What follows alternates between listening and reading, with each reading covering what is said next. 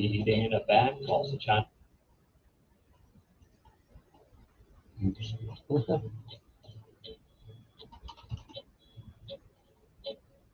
Eating a bat calls the Chinese flu. But the market, if you try it, is my message to you. I eat the flying rodents and I get a lot of flack. But once you go back, you never go back. You may think I'm some sort of fool, but I'm just a man who's a bat eating fool. I eat that bat all over this town. You can find me sleeping, hanging upside down. I like girl scrubs, but I prefer Lester flat. I like a T-bone steak, but I love me a bat. I never was much of a heavy metal dude, but me and Ozzy Osbourne got the same taste in food.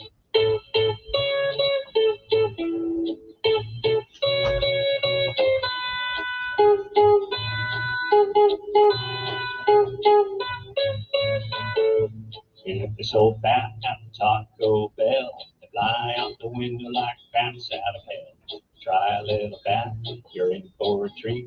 That's why we call it the other black meat. Georgia, they gave me a 10-gallon hat.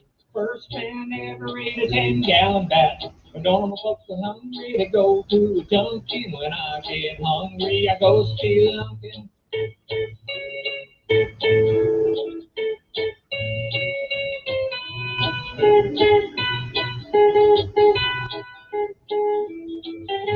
When I come home, it always makes me smile to see my wife cooking that buffalo style. She batters it up, every part in the sun. Put some coleslaw on the sesame bun. With all this trouble, I won't eat a bat, so that should answer how I got so fat. I'm like Trump, the way he gets grouchy when he's corrected by Dr. Fauci.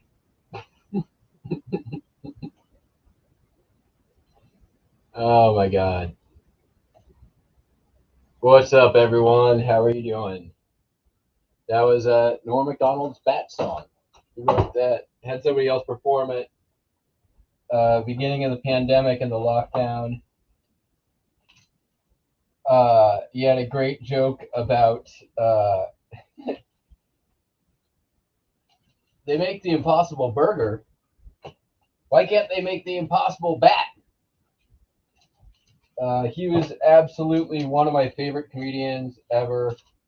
I was very sad to hear about his death. So figured we'd do a little bit of Norm on the show today, kicking it off.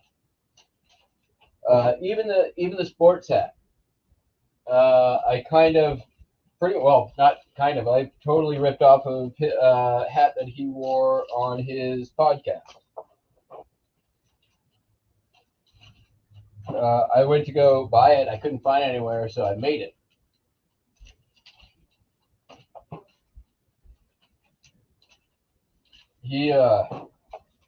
I highly recommend his memoir, which is a true story, not true story. And do yourself a favor and get the audiobook, because holy crap, man, it is so good. Hey, Justin, Pearl, Hunter, CJ, what's going on? It was a good vacation overall, all the way around. Did some good sourcing. All that stuff is in the mail on the way back to me. Shipped it to myself. Didn't do a lot in California. I did a bunch in Colorado. Went to some awesome flea market, a couple of awesome antique malls. Definitely. And we'll do an unboxing when that stuff gets here. I've got, sales-wise, 208 orders as of right now to get out by 4:30 tomorrow. So yeah, we'll see. I'm not a praying man, but I think it can be done. I guess we'll find out. A lot of that's going to be postcards, so that's the thing that I got going for me here. And we're going to start out just getting a bunch of those knocked out.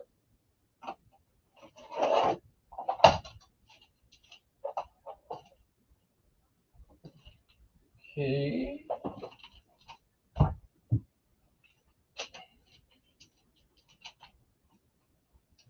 I'll bring that over here.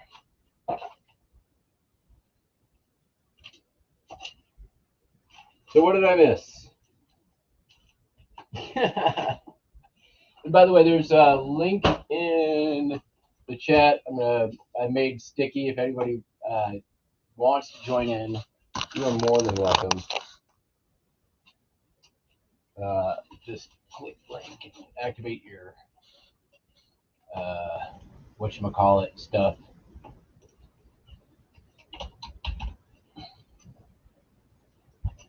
Camera and microphone.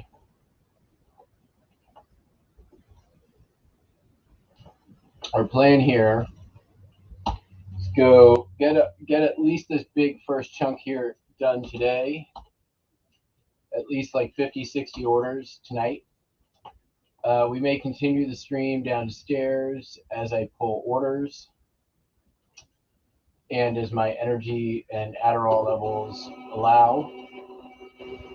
Hey, Dreamy Buys. Oh yeah, I know, eBay's screwing up categories. I saw the thing on item specifics. The good news for me is I've been doing them for postcards for quite some time. About the last year, the vast majority of my see, that's only 18. I'm gonna have to do 3 more of those. The vast majority of my listings already have item specifics in them.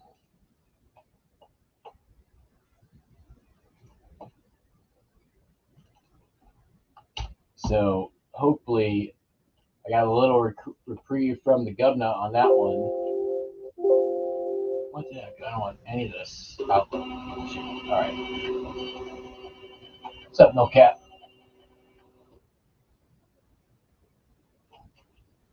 So yeah. Thanks for joining in. It's been a nice vacation from YouTube. Definitely have had the best vacation from a sales standpoint. For like being time away, I was still like I had a bunch of drafts that I was listing. I had a bunch of listings that were scheduled, and then whenever I had time and on a computer, I was ending and listing 200 listings at a time, and while like removing free shipping. I was in Centennial, Colorado, which is right outside Denver. Yeah, we're shipping, Lobster. What up? I thought you quit YouTube.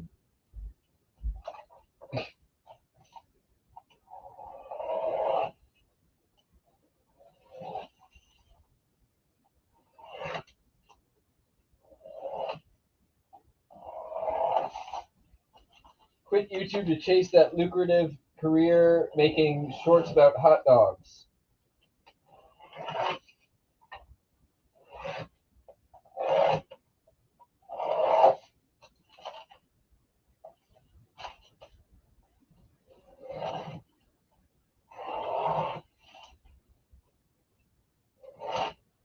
I get the message we're only doing 3 gringos, and then there is no 3 gringos show for 2 weeks.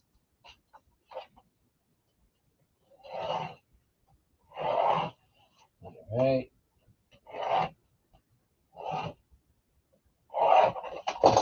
Enough.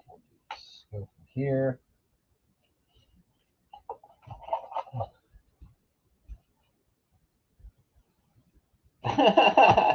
You're still learning. Okay. Well, we'll ship some postcards is what we're doing now.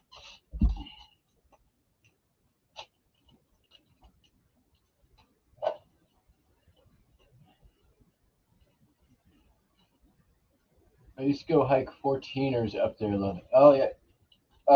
It's a great. I really liked it out there. I've never really spent time in Colorado. The only other time I've been there was the beginning of a road trip. Outside of layovers and whatever. Um, I kind of got there end of the summer, so the weather wasn't too hot. It wasn't too cold. Everything very green, very beautiful place. Now it's no gringos. I'm very confused. Whatever.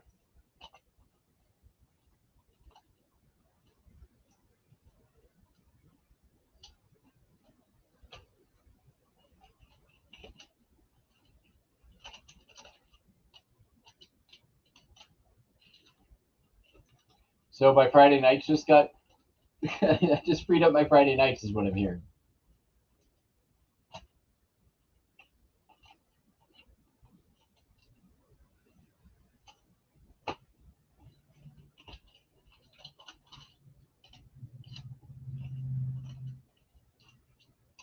And we got Lucky Seven in the house. What's going on? Yeah, I got in at like I was on vacation and stuff. I just got back. That's why I've got 200 orders to ship. hence the name of the video that you clicked on. Last time I did this was when I went to back in April when I did California, Reno, Idaho. And I was gone for I don't know around 2 weeks, and I came back and it was 130 orders.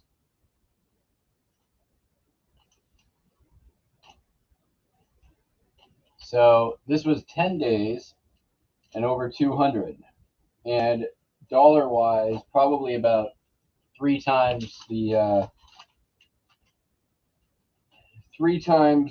dollar amount. It was basically like I hadn't left the store, which was awesome, and I really attribute that to making some changes and keeping the store active while I was away. Actively like sending out offers every single day, every time I could get internet connection or on my phone, sending out offers, doing the list and relist from my laptop when I was able to. So like really, stroking the algorithm, keeping it happy, and yeah, it's been good.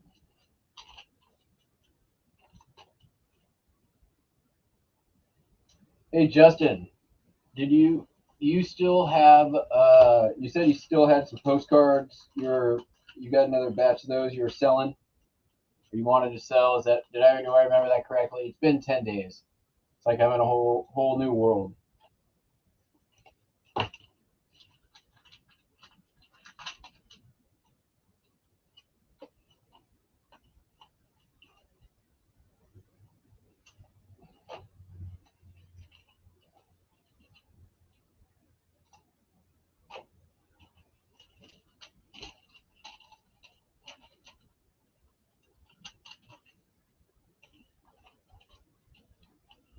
All right.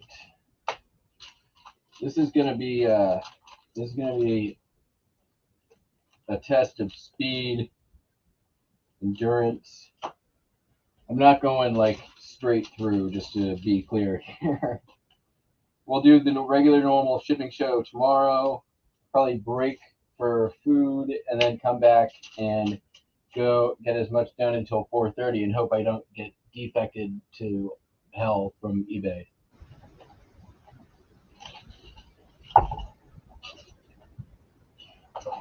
We may do, once I get all what's behind me shipped, we'll maybe even go down, pull some more orders, and then keep going. We'll see.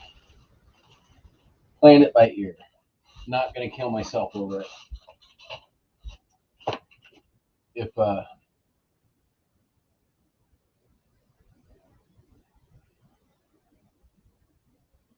wow, that's cool, Jake. That's awesome. I love finding that kind of stuff. And since I started shipping orders, how many more came in?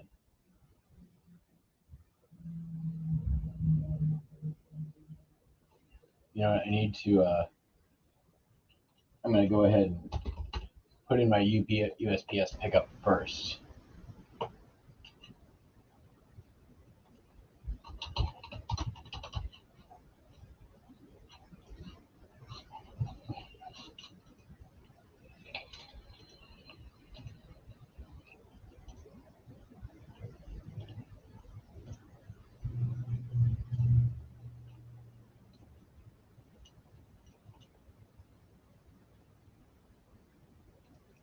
Let's say 20 priority mail, 50 first class packages, like 15 international. We'll do other 25. That's not even close. We need to increase this. That's going to be 40. That's going to be 60. That's going to be 30. And we're going to be probably, what, 300 pounds? Seems right. Scheduled. All right. Just letting them know that tomorrow's going to be a bitch.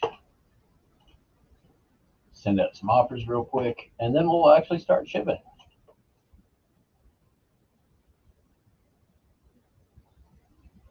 Thank you, Polini. It's good to be back. All right, we'll send some offers on that, and that, and that, that, and that.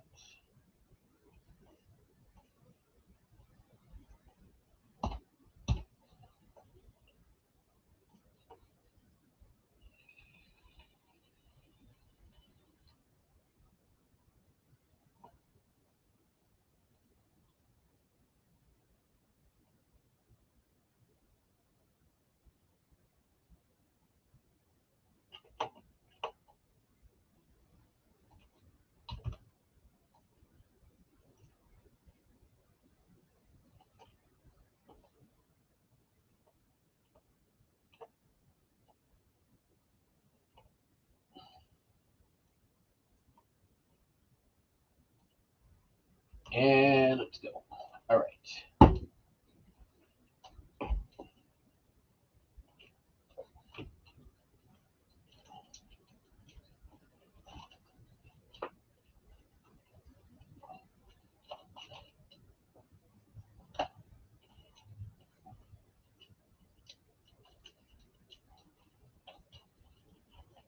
And we're already getting ahead of the game because the first order is 2 orders.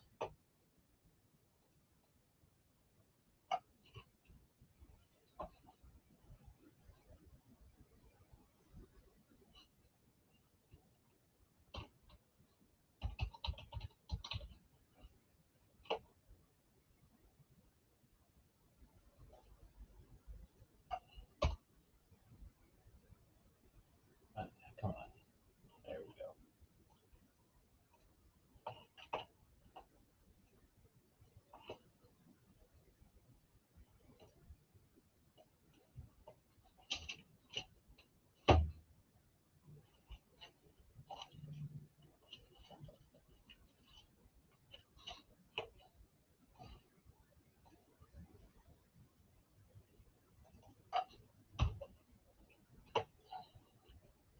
Hi, Buster.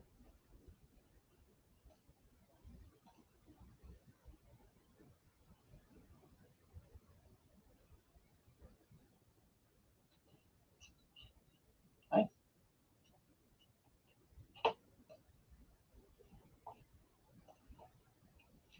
All right. You stuck to the label. 1 down. 200 to go.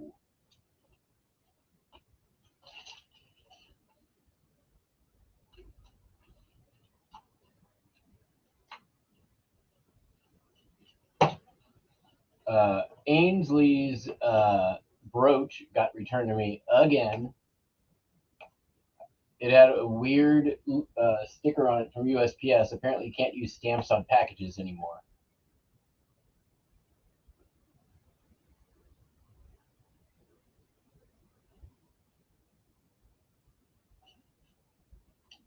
Never had that happen before.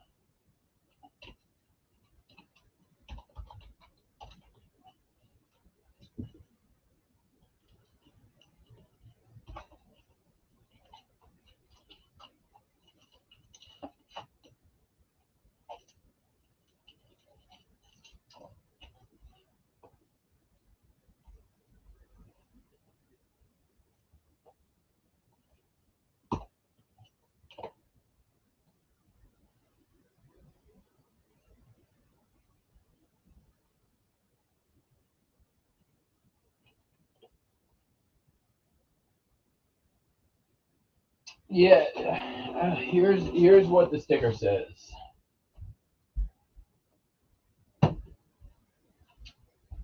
Attention mailing customer, we regret to inform you that your mail is not collected or is being returned to you due to heightened security concerns.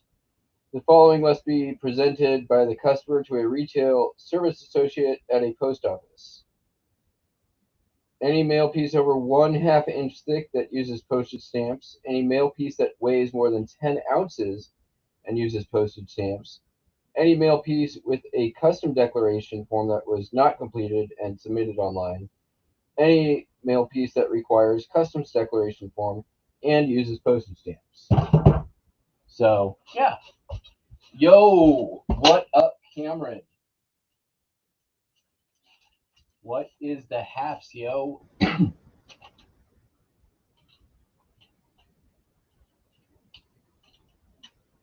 we just getting started. There's going to be a lot of shipping video over the next couple days. All right, next.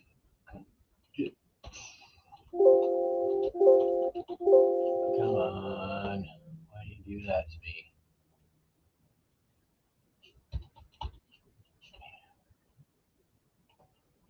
All right, this one is going overseas, so we'll set that aside.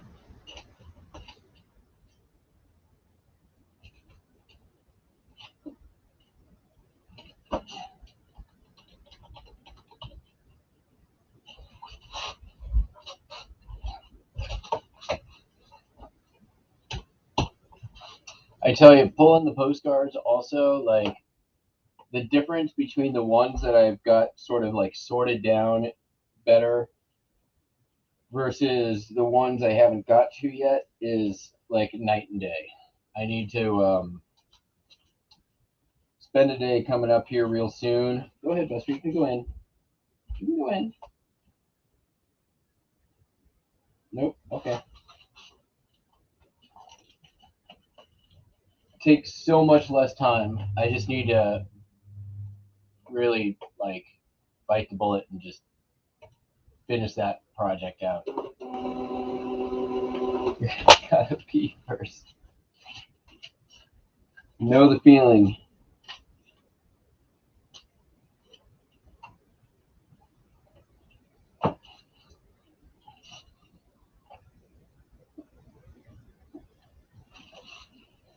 Whew.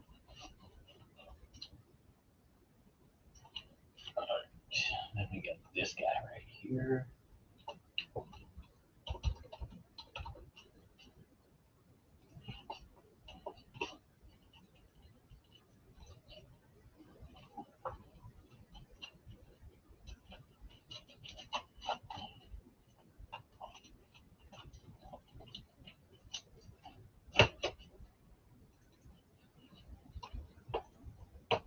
Don't worry, this won't be just me sitting here this whole time. We'll be shoving large items into padded flat rates in no time.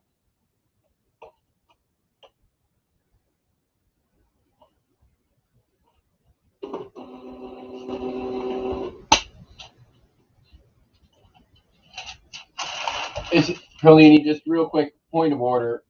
It's not too much information. I fully encourage anybody in the chat to announce whenever they have to go to the bathroom. That kind of information is welcome here. Bonus points for, number 2.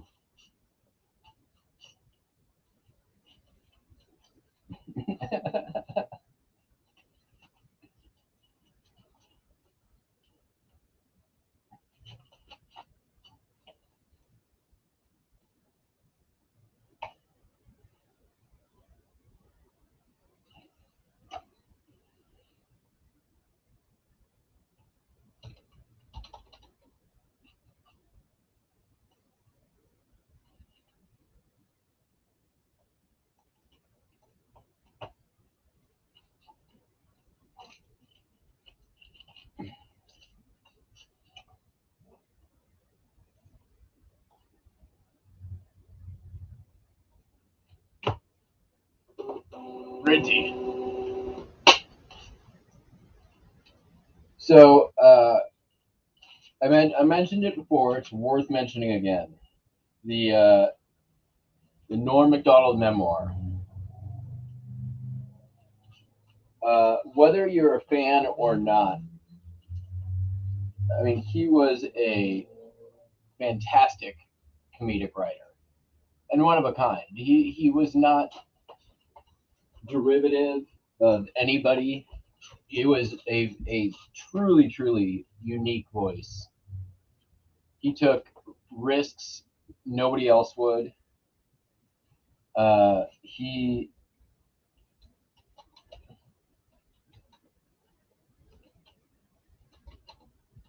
look him up on YouTube. His the joke that he, or actually the set that he did on the last his last appearance on Letterman is absolutely epic. He did this joke sort of tour, I think it was on his last tour or second last tour about World War II, which is or really Germans to be specific. That is one of the funniest things I've ever seen. His roast of Bob Saget was like a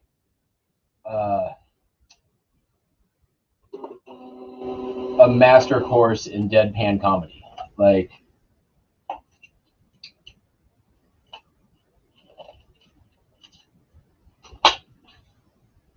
he at one moment would do deadpan comedy. At some other points he'd do this really like inflammatory and stuff that would just get the biggest rise out of people. And then the next minute he does like old timey vaudeville jokes that like are people were telling 100 years, dirty jokes from like 100 years ago. He wasn't for everybody, to be sure. Um,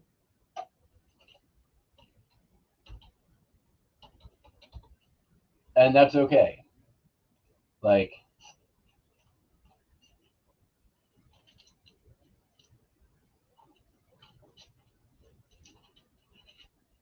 that's kind of what being a comedian is all about, right? If you're not alienating at least a part of your audience, you're not doing it right. If you're not constantly pushing the limits of what is acceptable and not acceptable and comfortable and uncomfortable for people, as comedians, that's the job. And he did walked that line as good as anybody. um, I think it was George Carlin who said something along the lines of, it's a comedian's job to figure out where the line is and then deliberately cross it. And I think Norm Macdonald did that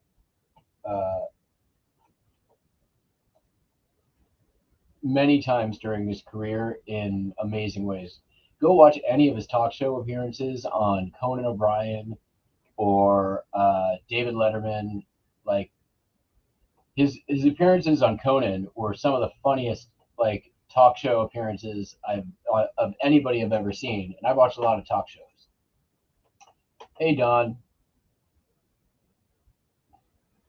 Yeah, Jake, you're right. Like but I mean that's some comedians do that and they aren't funny, and that's the risk that they take, right? Like you're there's a lot of comedians who do that and fall flat on their face. He did it like you know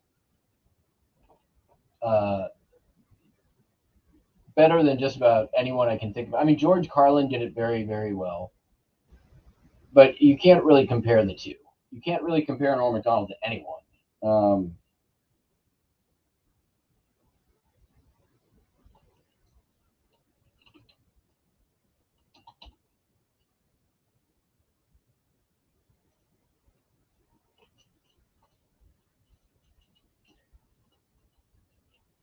and even while he was alive, the way that other comedians especially, talked about him was, with nothing other than uh,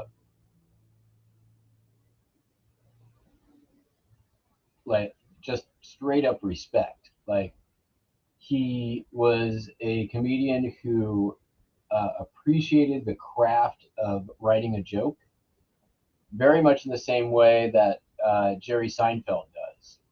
They, truly loved the craft of comedy. And really would tear apart anyone who was even the least bit hacky. He was one of the judges on that, whatever it was, like the stand-up comedy competition show that was like whatever, like American Idol for comedians. I forget what it was called. And they would have to edit out like so much of what he would say because he would tear apart comedians who were hacks.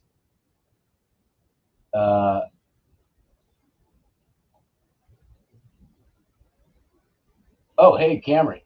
I'm adding you. What is up? Hey, buddy. I'm glad you're alive.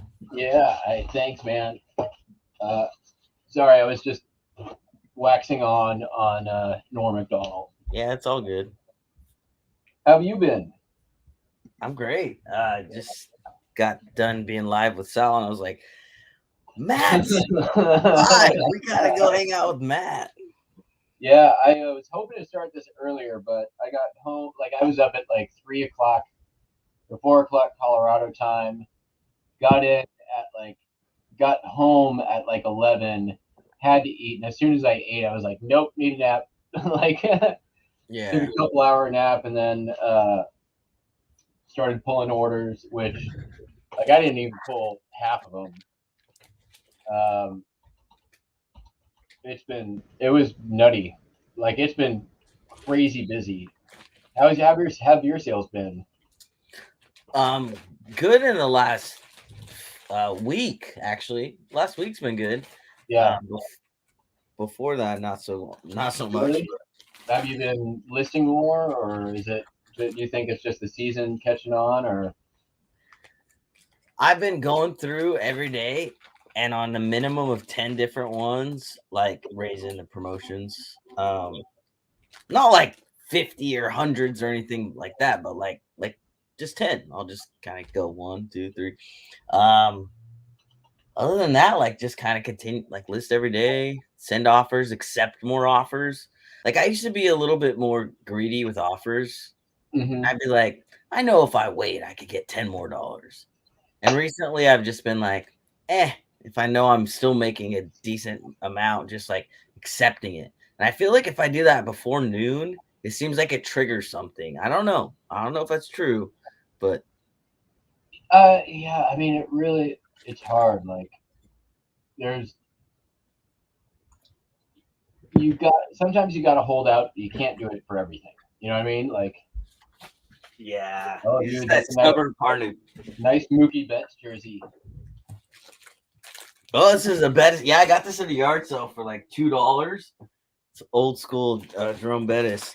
I know Pirates fan. I did you see all the like park giveaway statues I got for the Pirates? Mm-mm. It was in my haul video when a couple of a month ago when I went yard selling, but I got a local yard sale like dozens and dozens and dozens of the giveaways, those bobblehead giveaways they have for the park for Pirates games, and like a snow globe for the park, and it's all Pirate stuff. Nice. And then like 3 little Jackie Robinson bobbleheads that were, I guess, park giveaways as well. I don't know why I even forgot to ping you on that because I know you're a Pirates fan. No, Steelers. I was Steelers fan. I get Pittsburgh. It's Pittsburgh. The Pirates, Penguins, and it's yeah. but yeah, my wife. The funny thing is, with you with the Go Sports and stuff, you'll appreciate this. I don't really give a rat's ass, to be honest. Okay. I was like, oh, we'll smack our chests and give each other the concussions. Oh, yeah. Great. But I like football. Like I played football as a kid and as a young person. Like I like the game. I don't. I have torn feelings about the NFL in general. But Mhm. despite all that, going into the relationship with my partner 18 years or something ago, she was like, "Who do you root for the NFL?" And I'm like, I just like to watch and I like to play it. Like I don't have a team. Like, how do you not have a team, right? And you know how she picked her team? She grew up in the 70s. She's Okay. older than me. I grew up in the 80s. And her brother cheered for the Cowboys and her dad cheered for the Colts. And she cheered for, as like an 8-year-old kid, the Bumblebee sock team that beat the Colts and the Cowboys, which was the Steelers in the 70s, right? Because they lived in Ohio, they lived in Canada, they lived in Florida, they lived different places. So there wasn't like some like ingrained core. Like if you grew up in Washington more often than not, you're gonna be a Seahawks fan. But yeah, she just liked the team because she was a little kid and like the Bumblebee sock team that was whooping on everybody in the 70s. And me not having a team, she's like, "You're now a Steelers fan, right?" And I'm like, "Okay." That all checks out. Like, if I mean, I'll be honest. If I'm not at all into football, like, even barely like fair weather fan for the Seahawks. Like today was a game day when I was coming home. Everyone was going to the game with all their Seahawks gear, and that's when I grabbed my generic Seattle sports colors. They use this color. Every single sport uses the green and blue in Seattle. Why? Don't know. Even our new freaking hockey team, same colors.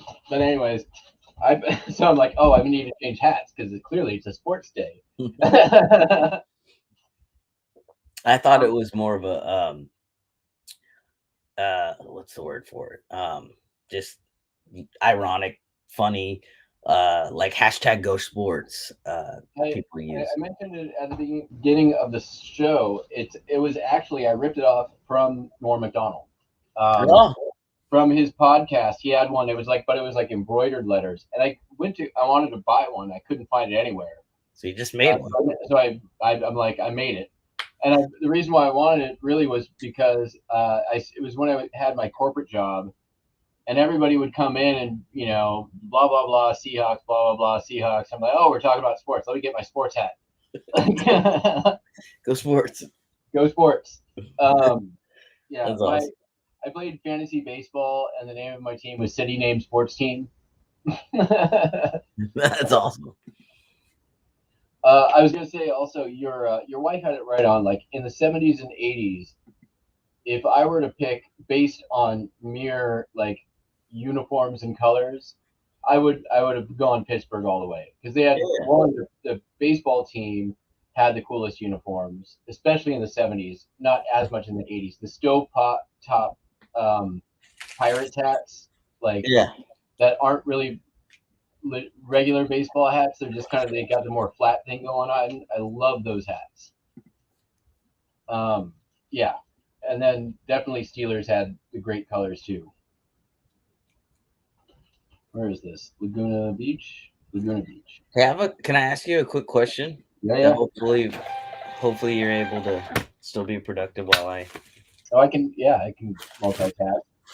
I saw that. So I went to an estate sale this weekend, yesterday, and this woman who passed away was a costumer. Okay. In the late 60s, early 70s, for various movies in Hollywood. And I have typed letters within signatures, as well as like photographs with people saying, "Joanne, it was great working with you." John Travolta, Buzz Aldrin, like famous people. And I'm like, okay, I've got this signature, but like I don't have a certificate of authenticity. But I have a story and I can show like the imd.com, like that this woman was a costumer. Like, I don't know. Have you sold signatures or photographs of signatures of famous people? And... Oh yeah. All I do is I add a line that says something along the lines of this signature has not been professionally authenticated, but is consistent with other examples available online. Please do your own research.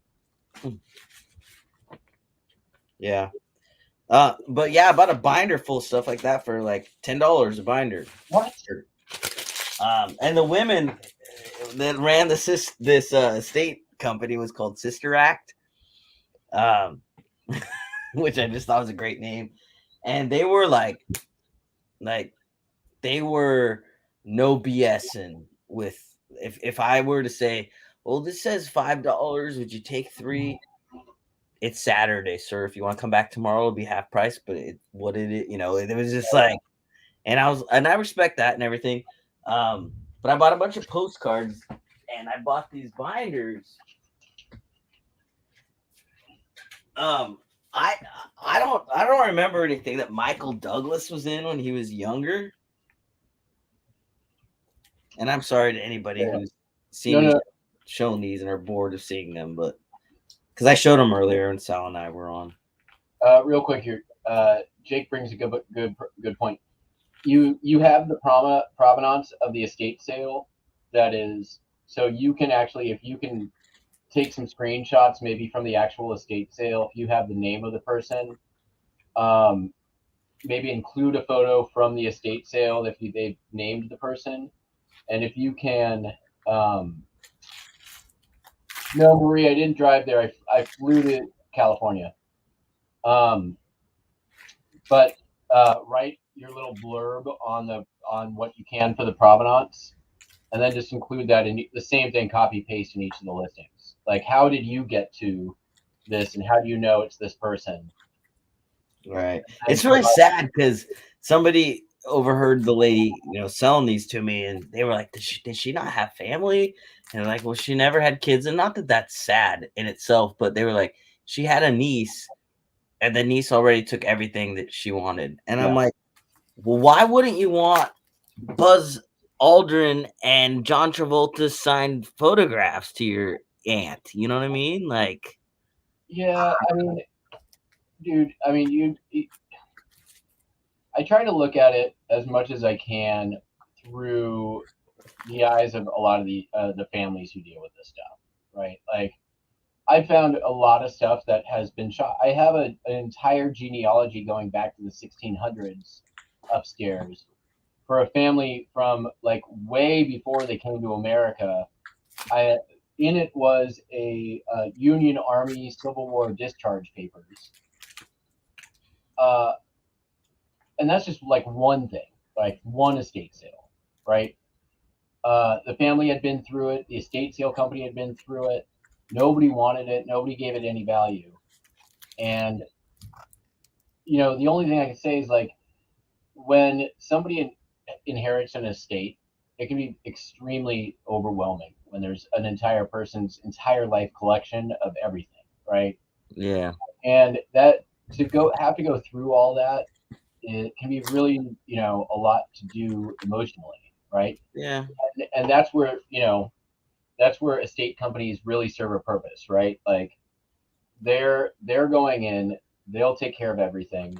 A lot of times they will set aside the stuff that they think is going to be important, and then it sort of like limits the focus of the person who's got to go in and make decisions. Like, this is the Thomas Crown affair. Like, it's wow.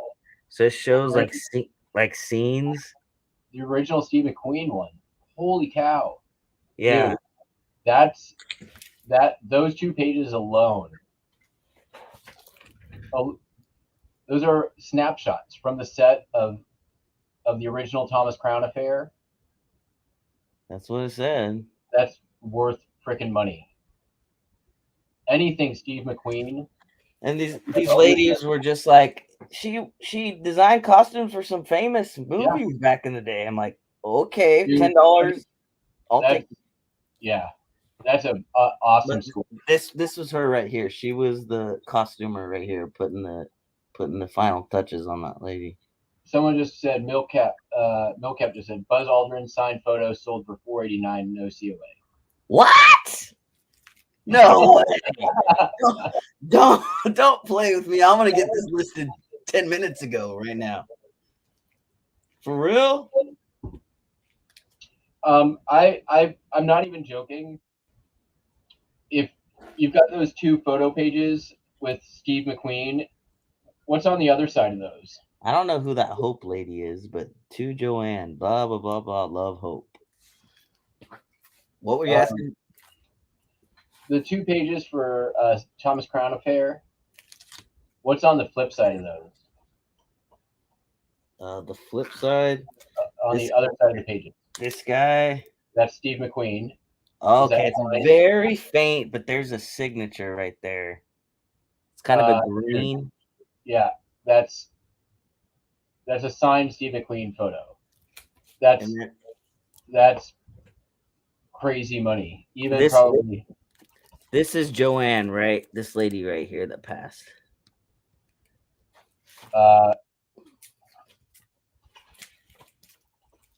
And then I don't know if this says Jacqueline Bissett and Michael Sarrazine, 1968. I don't know what that's from. Hand signed Steve McQueen signed photo. Let's see, recent. I mean, there's other black and white ones that are like $1,200. What? You might that one might be worth. It's not the best. It's very faint, the signature. That's your only problem, but because you have the 2 other pages that have snapshots from the set, yeah, that's basically your COA. Like, you can have it authenticated, but I would sell those 3 pages as a unit, and yeah.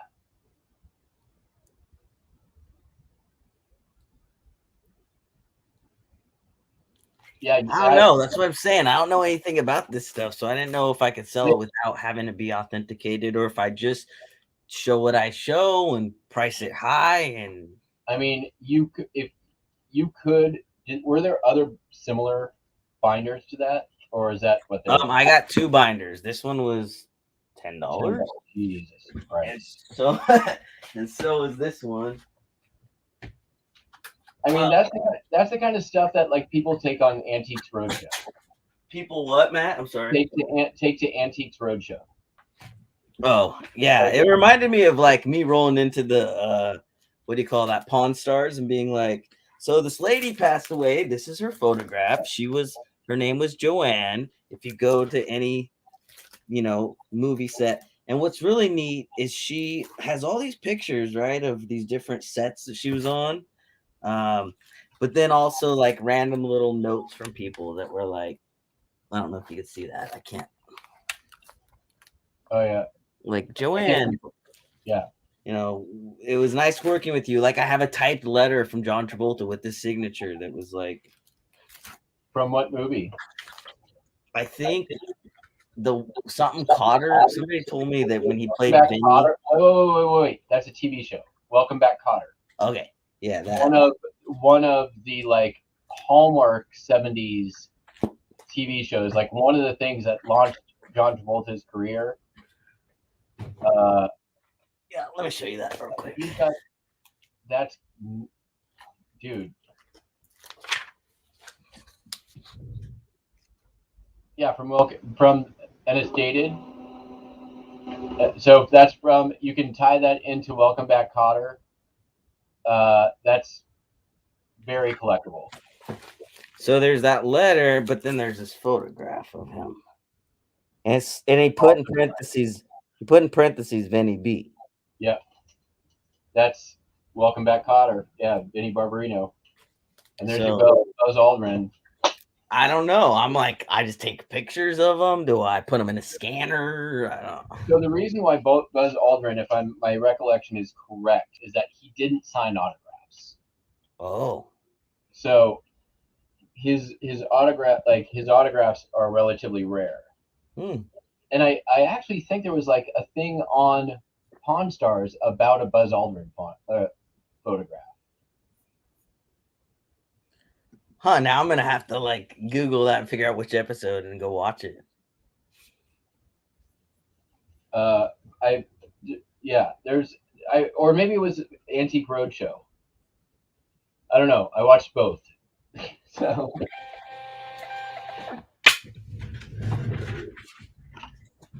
that's an awesome find. I mean, I had a sort of similar experience at.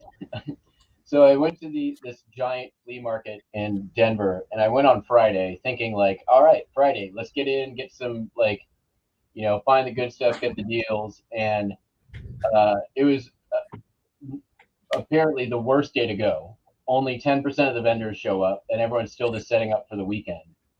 So I did end up finding some stuff. One guy gave me I bought a whole bunch of Laserdiscs and PS1 games, and for like $100, like got really good price on it. Like every game that I got was like a $20-$30 game. And then started going around to the other vendors, and like everyone had just insane prices and nobody wanted to budge. And I get why. Like I was there way early. They had the entire weekend to sell. Nobody wanted to budge from anything because they had the whole weekend to sell. But timing is everything. Next time I go back, I'm going Saturday when they're full. But I went to a couple of antique malls in Denver. Like I have 4 boxes coming back to me via UPS and USPS of just inventory. So I definitely very fruitful in Denver. I didn't really have time to do anything when I was in San Francisco, but man, I found so much good stuff. Nice. I knew when you were in California, I saw you at a flea market when you were live, and you were like, I can't, buy a bunch of stuff because I can't ship it back. But when you were in Denver, you could, huh? Oh yeah. I had plenty of time to do that, so I just got that all done. Yeah, that flea market, that Oakland Coliseum. That's the one Part-Time Pickers always does. Oh, okay. And I've been to that one many times, and I've always felt like the last time I was there, I got like 200 vintage 45 RPM records for like $20 from somebody who was cleaning out storage units, and there was dozens and dozens and dozens of like $30-$40 records in there. Like nice. And every time I go there, I find amazing stuff. So yeah, it's definitely torture going down to California, going to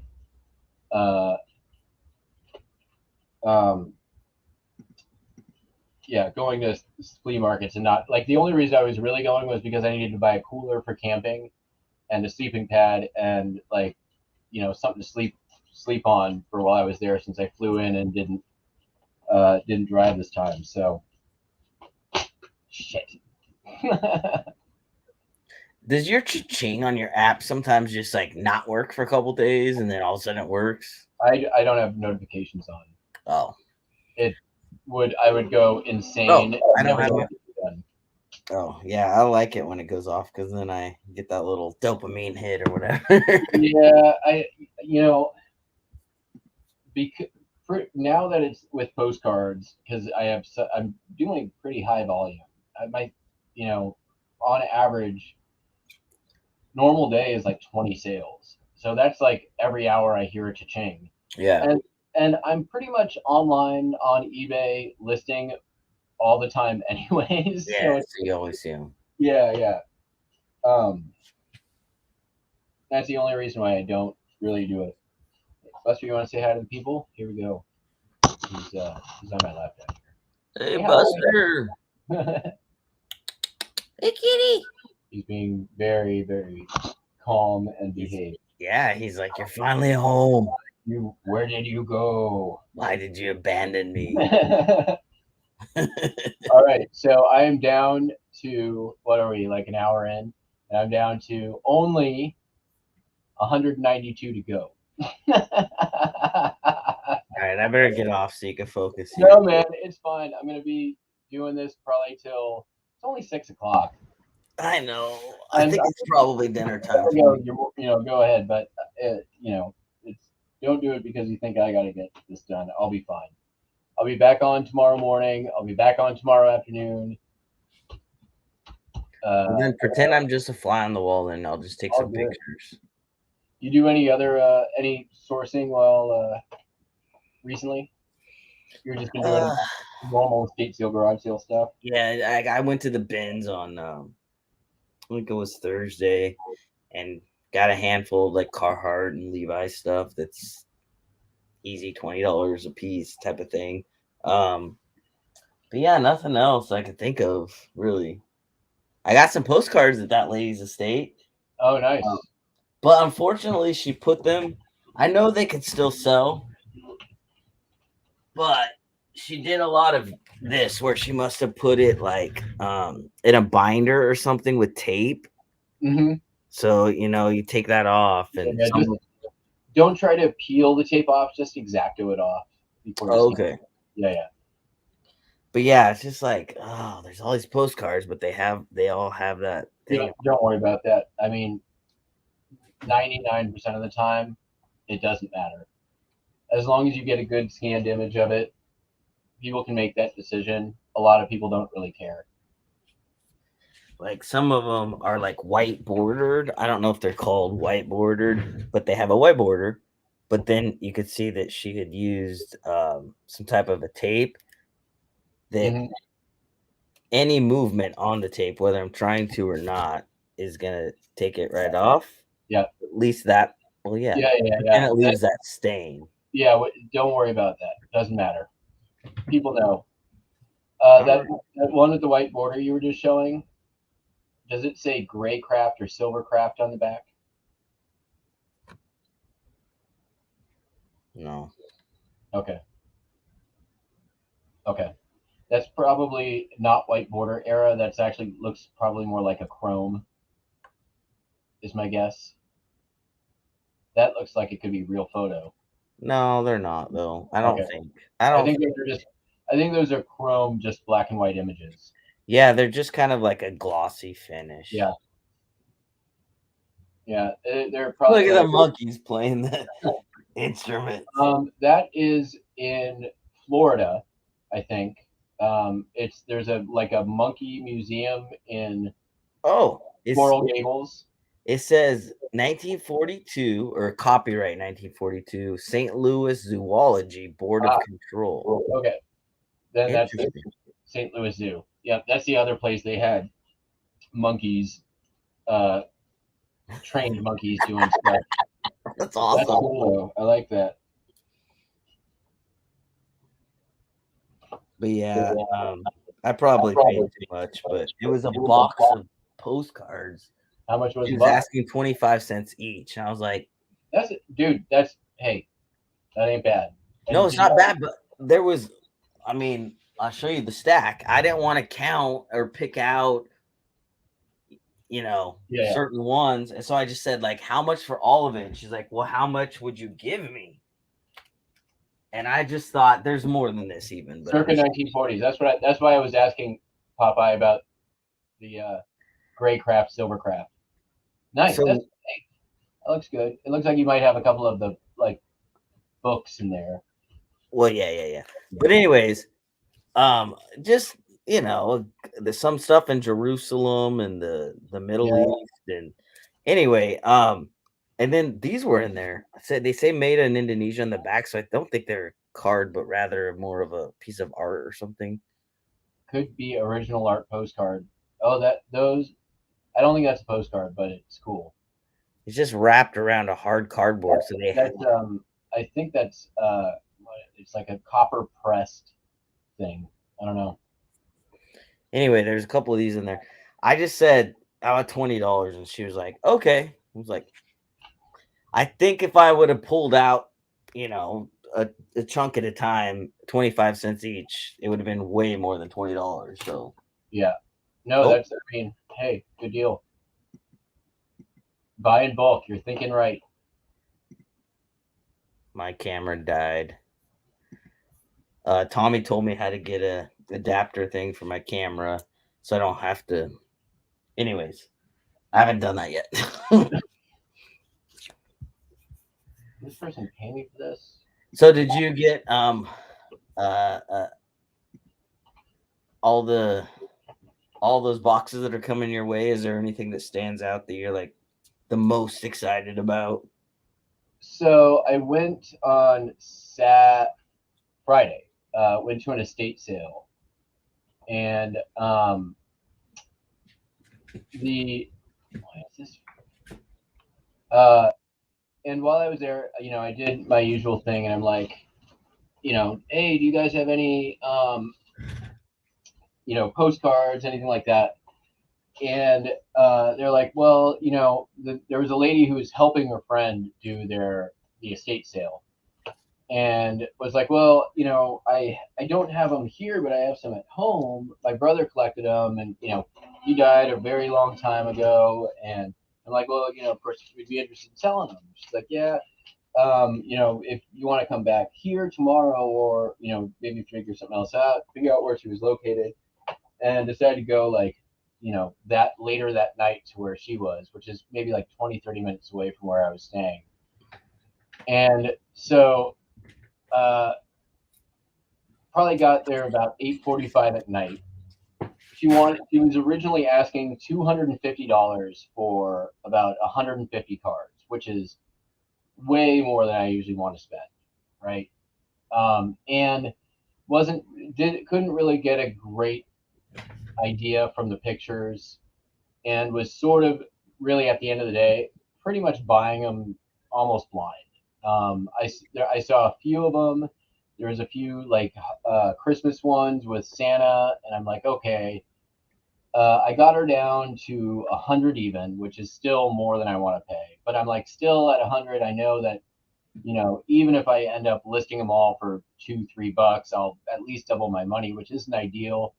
But I was going on sort of the hunch that, well, I'm actually getting into a, untouched, unsorted collection, right? That's mostly the dates on it was almost everything was like 1900s to maybe like 1920s. About 95% of it was. And so, total gamble, but educated gamble, right? Just not as low as I wanted to pay. And I hadn't really found any postcards that were at the antique malls that were right price and right content. I did get some real photos at one of the antique malls that was pretty cool for like $1 a piece, which I don't mind paying $1 a piece if I'm picking through and I know what I'm getting. And so I get to this lady's house. It is the like very stereotypical white lady house. White wicker everywhere. She has like, on almost every bare surface of wall, there's like something that is like eat, pray, love, or like some motto, like everywhere. And this woman, she was extremely nice, and I really want to, like, I'm not trying to make fun of her or make a dig here. I'm just trying to paint a picture. Looked like she at one time was a waitress at a truck stop. She had very large hair, and definitely had a very sort of thick Southern accent. So her name was Margaret, but I thought it might be like Crystal or Tammy or something along those lines. Anyways, I get to her house. She pulls out the postcards. I get the money. I didn't even look at them. Like, didn't look through them or anything. And then managed to like not dive into them. Waited until the next morning. And started going through them the next morning. Matt, give me 30 seconds to laugh over fucking Crystal and Tammy. Okay, sorry, go on. No, you're fine. You're looking at him. Did anybody else find that hilarious? If you know a Crystal or a Tammy in the big hair, like, you get it. It's funny. It's funny. But she was very nice and very gracious for like one, it wasn't her estate sale. Like this is like off the grid buy, like private pick kind of thing. And one came down more than 50% of her original asking price. So, she you know, and I basically was, I told her, I'm like, listen, you know, I might be able to get that out of them, but the amount of work that it puts it in, I really can't do that. Best I would be able to do is about 75. And I get that we're way apart, and you know, if it doesn't look like it's going to work out, but thanks for the opportunity and thanks for, you know, the effort. Just was nice about it. And she's like, okay, how about 100? I'm like, all right, well, I'll be right over. Um, and so I get them home anyways and start going through them, and they're all like really cool, like Santa Claus ones, and I found my very Halloween? first ever Halloween postcard Yes. in Denver, Colorado at 9:45 at night in the whitest lady's house in Colorado, and there it was. Nice. So that was my standout find. That's Big awesome. hair. Sorry, I'm. Thank you, Marie. I'm sorry. Large, not, big hair. You know. Okay. Here. Imagine that. No, that's good enough. I've done the best as I can painting that picture. Large, big, in Espanol, it's all grande. And then I found some great stuff at an estate mall. I found a bag of posters from 1968 Topps baseball cards. They were the inserts in baseball card packs, not the cards, but like the bonus thing that they would give. Yeah. Yeah. And they were posters that would come in the pack all folded up for Nice. $9. This bag of like 30 of them, and there was Mickey Mantle, Lou Brock. The Mickey Mantle alone, $150. But and it was rolled up, and it was just like 1960s baseball posters, $9. And I couldn't. They were in a plastic bag, all sealed up. I couldn't see through them, and I'm like, all right, like I'm like, I don't. Again, buying blind, going on what I know. Yeah. And I'm like, I know I can get $9 out of whatever these are. Like, Yeah. so yeah, and I got them home, and they were all Topps baseball card posters, and like the least one would sell for is like $10 or $15 for one. I'm gonna have to get them bagged and boarded once I get them back here, but that I found a 1976 wall poster that's a Disneyland map. That solds on that were around 150, $160. Nice. Got it for $14. Bought some antique radios, bought a bunch of PlayStation games, got a PlayStation, a Nintendo DS, Game Boy Advance. Like Friday and Saturday was just like all estate sales and flea market and estate malls. So got it. I mean, I'll do an unboxing when everything gets here, but did really well. I'm very happy. Oh, some old VHS. Oh, good. I got one of the original 1990, like pre George Lucas screwing with it, Star Wars VHS, which is, you know, probably like $20 on its own. So a lot of stuff like that. It was good. So I sent one big box back that's all the Laserdiscs and VHS and stuff via media mail, and then everything else is coming UPS. Sweet. Hey, there's no good time to interject and say I gotta go, but I gotta pee and it's dinner time, so I gotta go. But I appreciate you letting me come on. Thank you, man. Have a good one. No, thank you, and I'm glad you're okay, and I'm glad that you're back because now I'm like, yay! I can always count on Jackass Retro to go hang out in his chat. Yeah. We'll be back all night tonight and tomorrow. Awesome. Well, you guys will see me around in the chat. So have a good night, Matt, and glad you're back, and congrats on all the sales and all the good stuff you picked up. Thank you. And I know I owe another visit down to Vancouver, Portland, all that. I'm hopefully do that before garage sale season shuts down. All right. Well, all right. Do you want to go hit some up? We'll do it. Yeah. All right. Go eat. All right. See ya. Peace. All right. Want to circle back. There was in the chat mention of Alabama pickers. That is very sad. I am definitely heart goes out to their families. And I'll leave it at that.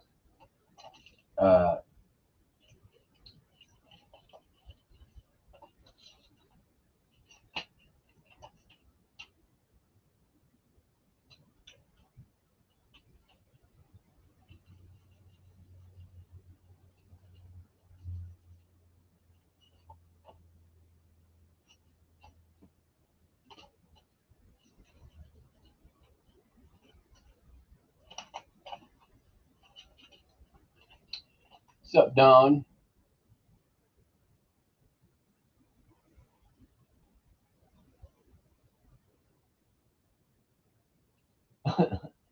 Nice. Yeah, I know that old school Aquanet hairspray can be valuable, like a lot of old school cosmetics and beauty items.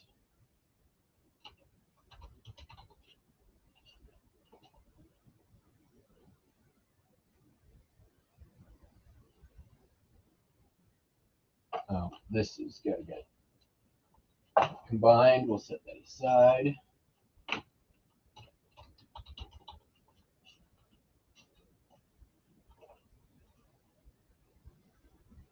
No, Marie, I'm not going to make you drive. I promise. It'll happen soon. I was almost going to do a surprise visit down to the whatever big flea market that happened over Memorial Day weekend, but I couldn't make the time work. Who knows? Maybe this weekend. Honestly, I got nothing to do besides list at the moment. My house is clean. I've got some organization to do downstairs. Maybe a quick day trip.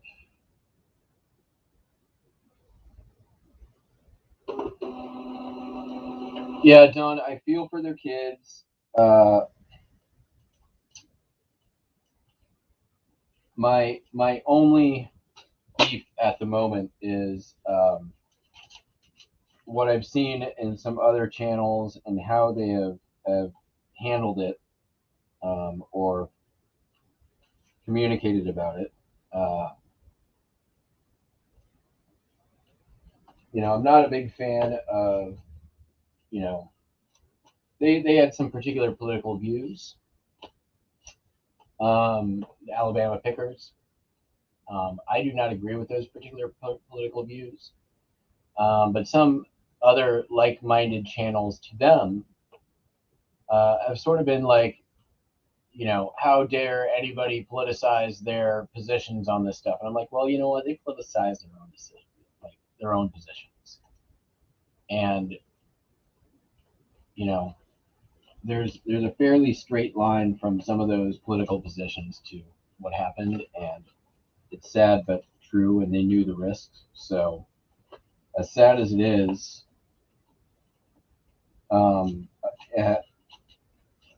even saying how dare you politicize something like that, you're actually politicizing it, and I don't really agree with that. And I'm not trying to make a political statement here. What I'm saying is that I don't really appreciate when, I'll put it this way, it's like every time after there's a school shooting and the Republicans say, well, now is not the time to talk about gun safety and regulation of guns.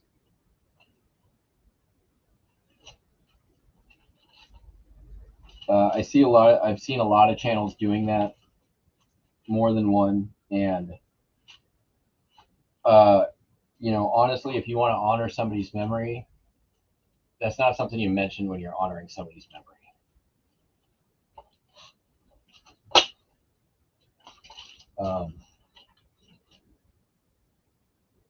I definitely watched a fair amount of the Alabama Pickers channel when I was first getting started. They had, great information. They were entertaining resellers to watch. I sort of stopped watching when they started pushing some of their conspiracy theory stuff out there.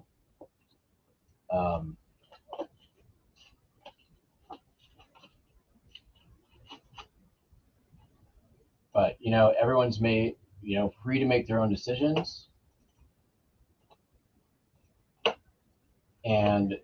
but when you're free to make your own decisions, you're also free to suffer the consequences of the poor ones.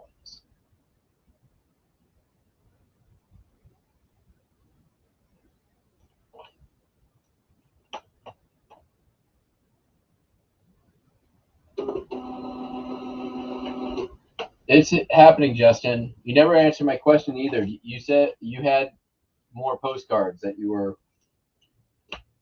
I can buy from you. You want to sell them? You text me. Ready to do that ASAP. Trying to stock up for the winter.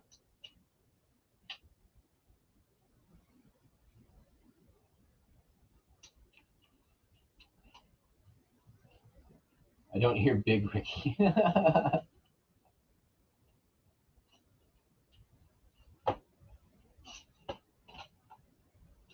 And I honestly, I'm not trying to judge them, and I'm not trying to say like anything like they get what they deserve or anything along those lines. Truly, I think it's tragic. Every person's life who's been taken by this pandemic, I view as unnecessarily. I don't care where you are on the political spectrum.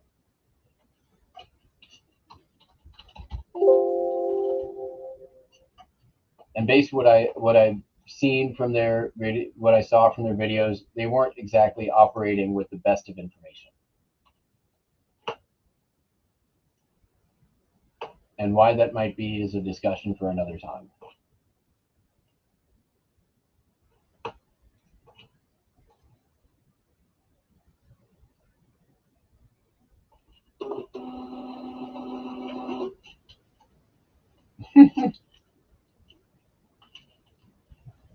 All right, Justin, you'll be happy to know we're going to get some tape gun action going here. Post haste. Oh, as soon as my foot's not asleep. Let's see where we're at. We're down to 184.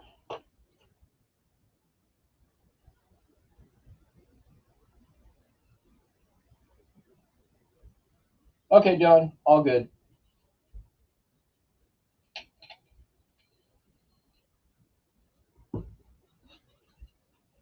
Is it? All right, I think we're good. Rubber bands.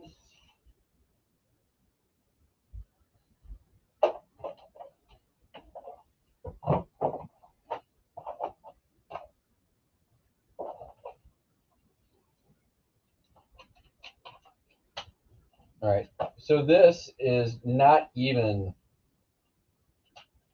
I don't think 10%, 15, maybe to 10%. 1, 2, 3, 4, 5, 6, 7, 8, 9, 10, 11, 12, 13, 14, 15, 16, 17, 18, 19, 20. So about 10% of what's shipping right there. All right.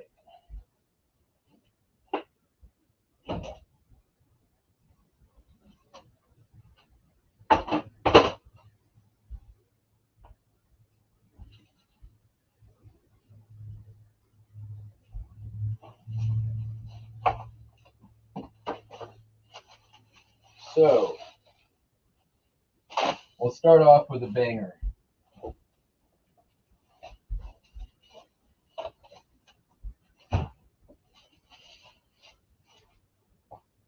put it up on screen because it's all wrapped up.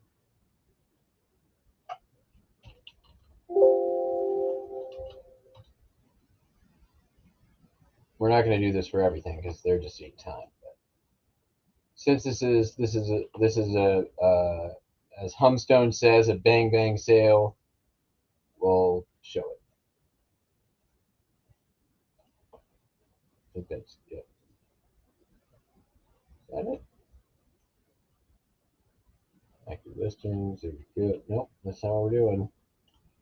Didn't mean to do that.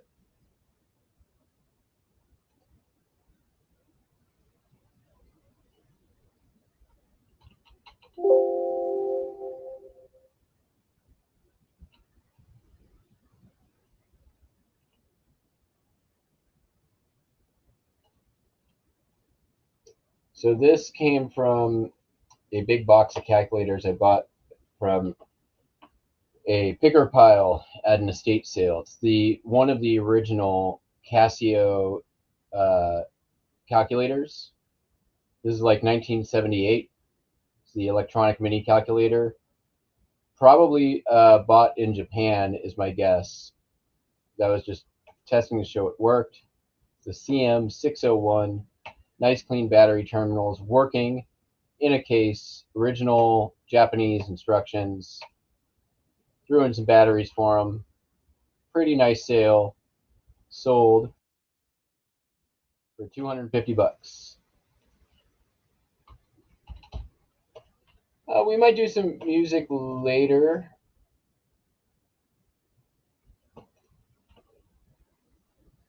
Not at the moment.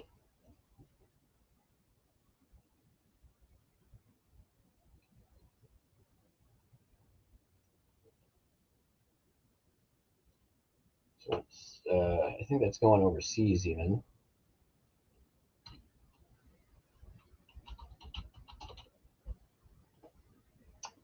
Going to, not overseas. It's going global shipping program, which is even better.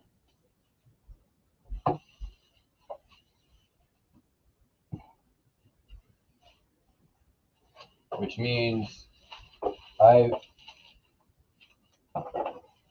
returns, no.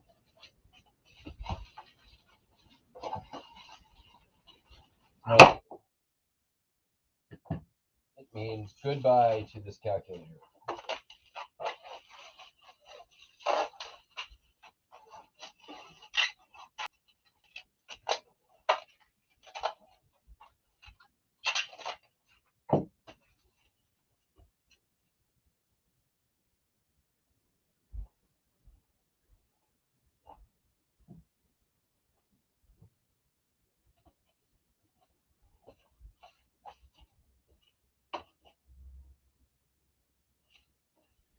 £2. I think we're gonna just do a little cardboard wrappy.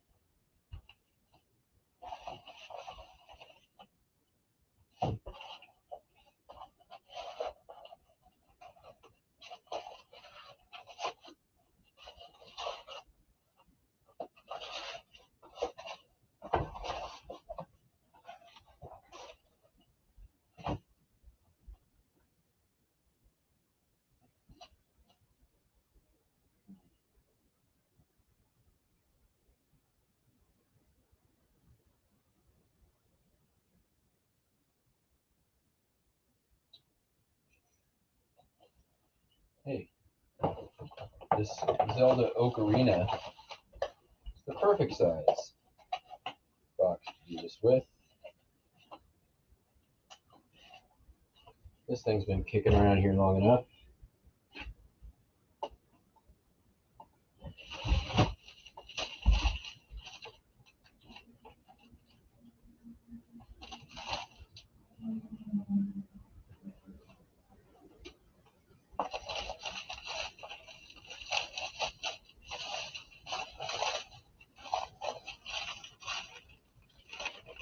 Don, I don't have, that's not, 94,700 is not a true number. That's because I use Web Interpret. So that 94,000 is all of my listings that have also been duplicated onto other eBay sites. So my true number of listed items is about 14,700.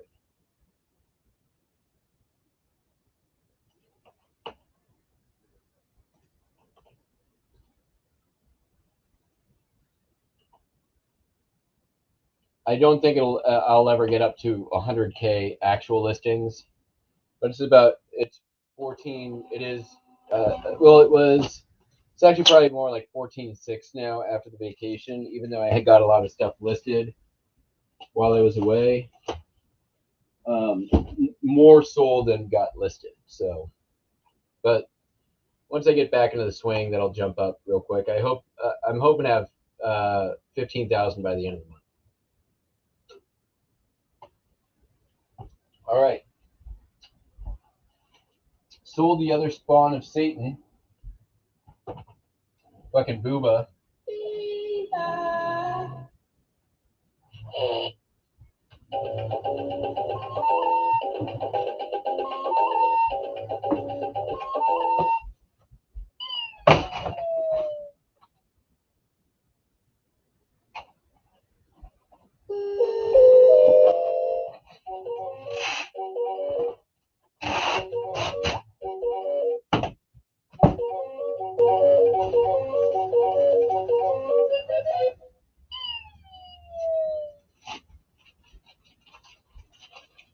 Back to hell, demon spawn.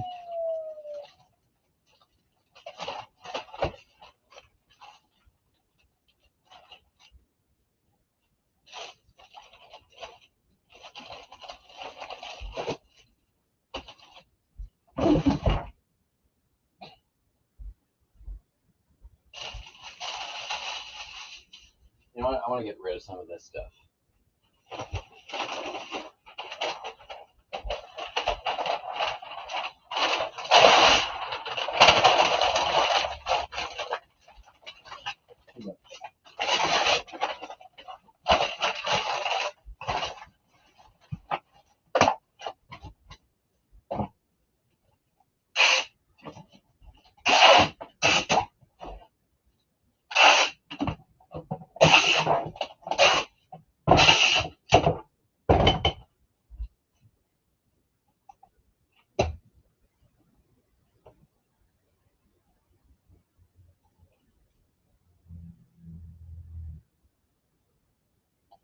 Oh yeah, I hate these things. But I know that they sell. Is the problem. So I bought 2 of them. Where's this going? Colorado, sweet. Bought 2 of them at recently, and this is the second one to sell, so that's good. Got them $250 a piece. So the other one sold for 15 plus shipping. This one sold for 20 plus shipping. So, and I'm making a little bit on the shipping too. So that's fine. It's gone. It took less than 2 weeks to sell. My goal was to have them priced and out of my life as quickly as I could.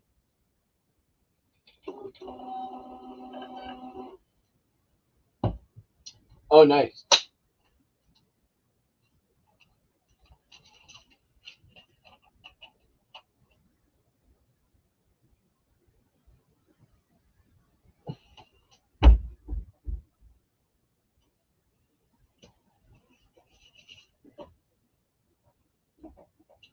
Justin, you are 100% correct.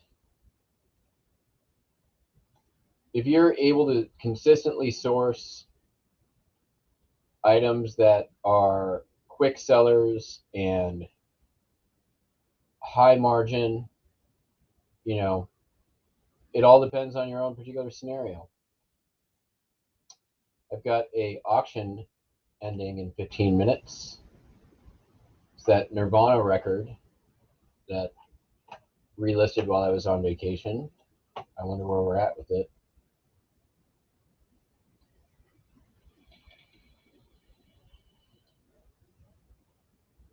Currently, it's the first print vinyl of Nevermind that somebody looks like they went at with an X-Acto knife on the B-side. How much time is left? 1 hour and 10 minutes. All right. It's at $26 right now. Last guy didn't pay. First buyer totally blinked.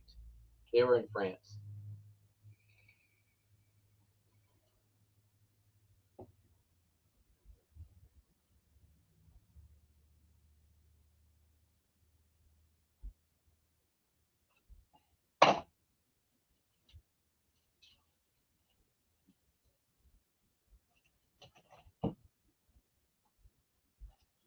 Prepped here.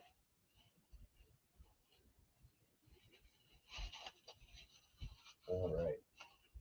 These are track, glow in the dark, like track edges to the Tyco slot car set that I sold, or sold off pieces of, really.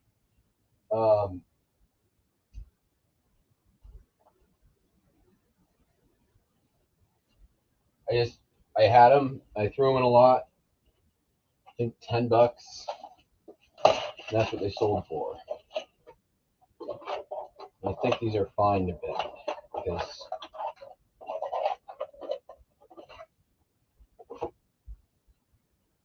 that's kind of what they're supposed to do.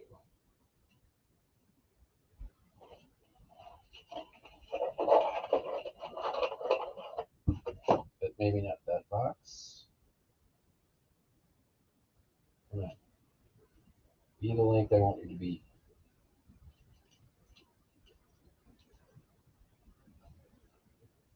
I have a better box for this, maybe? Nope. Oh, actually, you know what? This is a good tuba thing. Use the free tube instead of the box you pay for.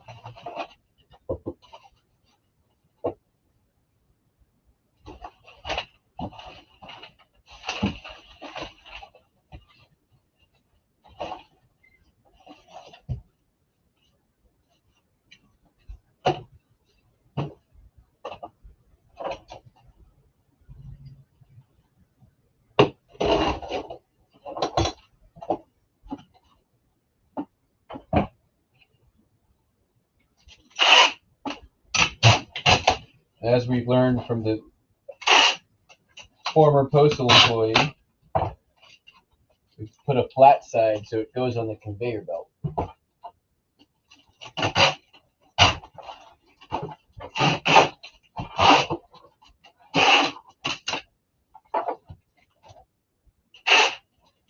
It doesn't just roll around.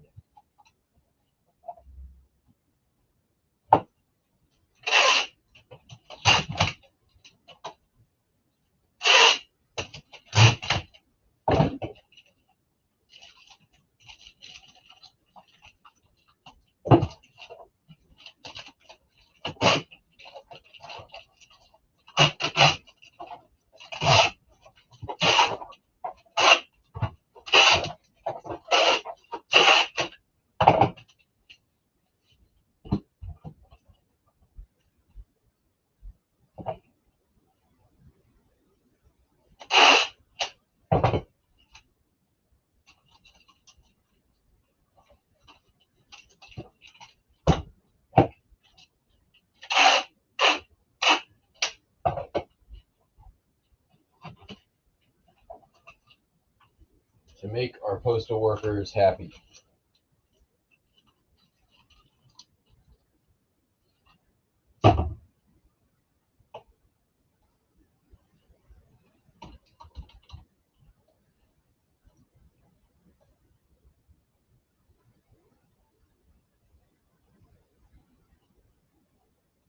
Yeah, this is under 4 ounces, and this is the tubes that the bubble wrap comes in, or comes wrapped around.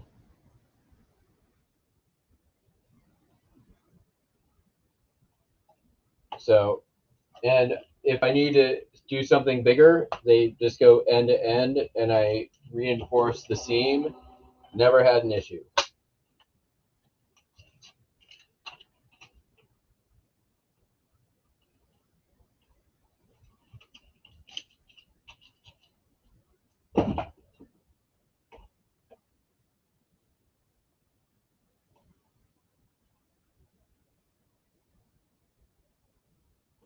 All right, need to bag and board those two things. This one's kind of a pain in the butt, so let's get it out of the way. This is a black velvet paint by number, framed. People in a canoe going down the river or whatever. Sold for $40. Took an offer plus shipping.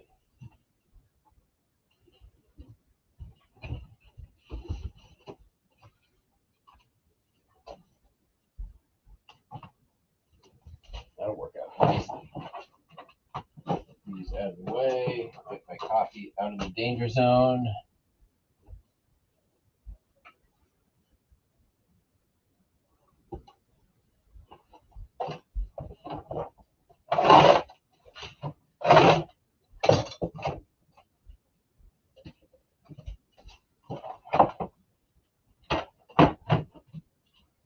And just a slight trim here. So then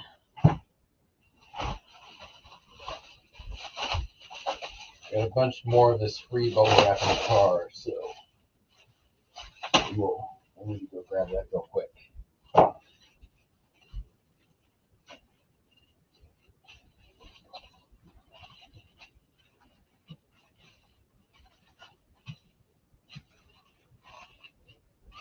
Hold tight, y'all. I'll be right back.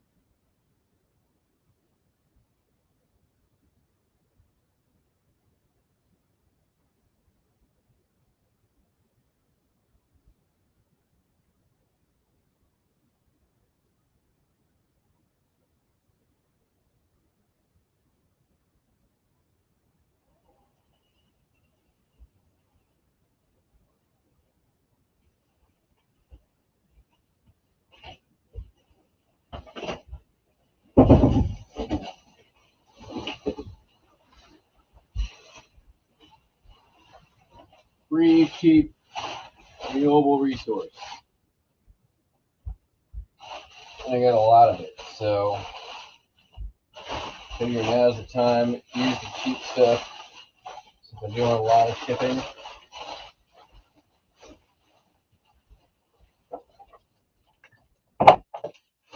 This is like heavy duty furniture bubble wrap.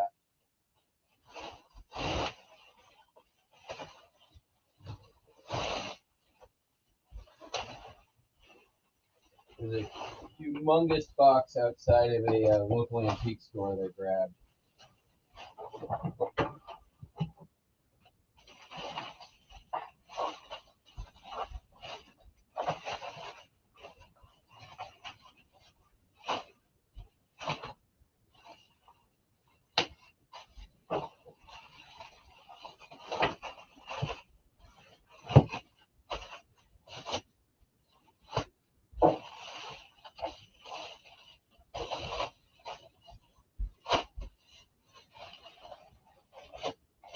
Actually, we'll do the other way since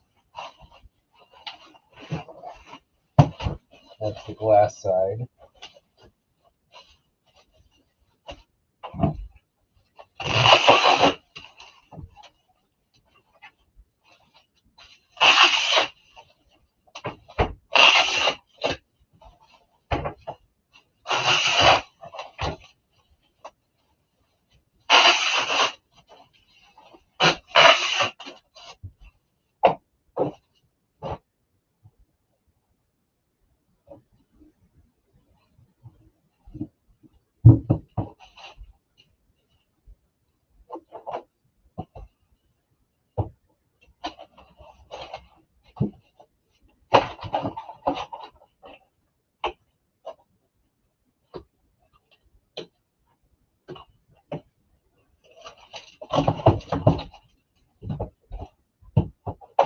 to do the patented Primetime Treasure Hunter.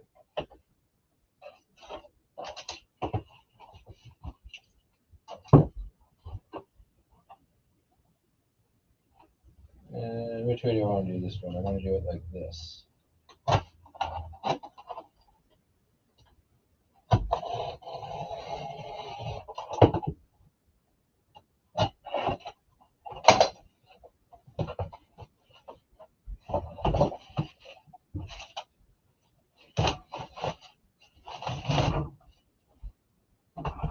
Boom.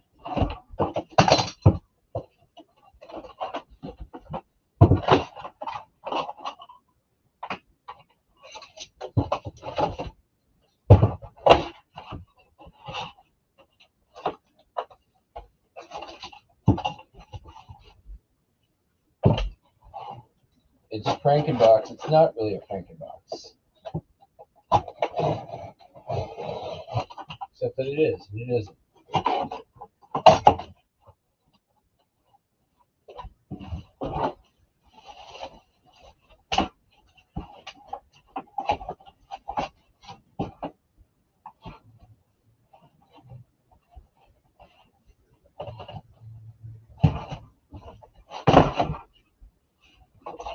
Blowout.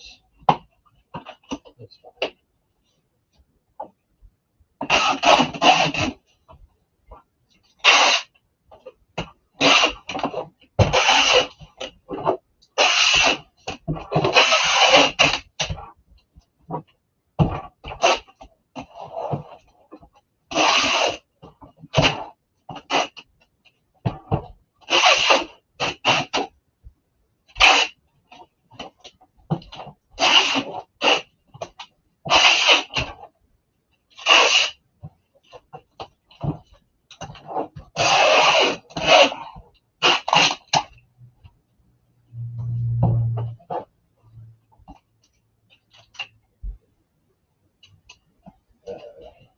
One more split. There.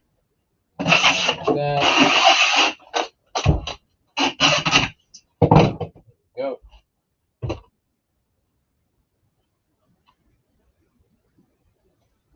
Where is it going? Pennsylvania. How much they pay? Not enough. Let's see if we can do.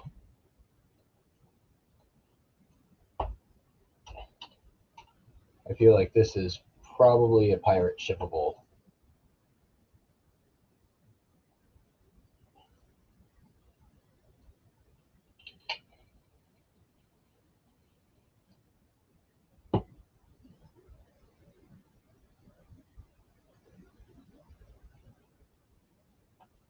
Yeah, eBay seller, you told us that tubes get caught in the machine, so I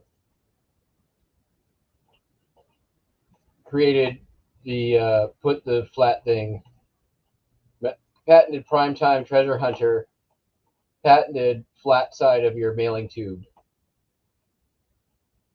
All right, import. This might take forever. I just got to import all these orders from eBay.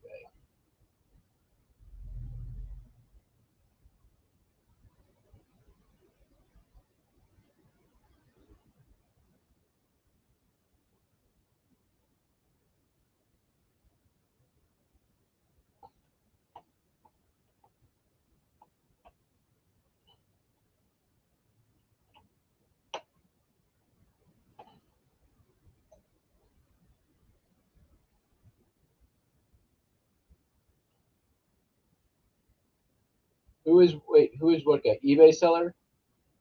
eBay seller is a former post office, or wait, distribution center employee for, I forget the company that you work for. And if that's the question.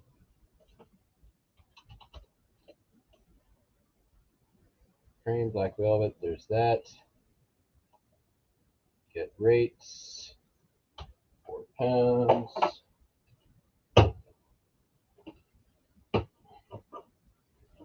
18, 14, 3, and current drop shipper, if I'm not mistaken.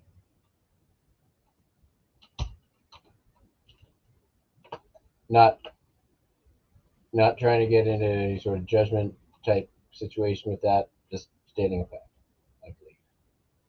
Same price, eBay or more expensive. Okay, well, there we go.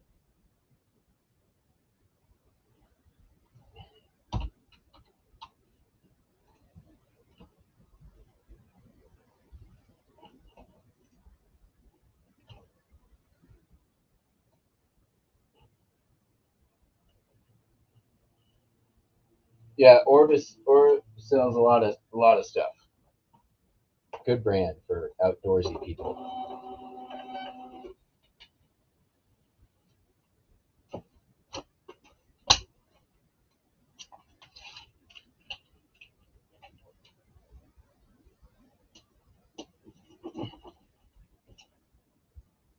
Definitely in my order pulling was trying to focus on some like slightly more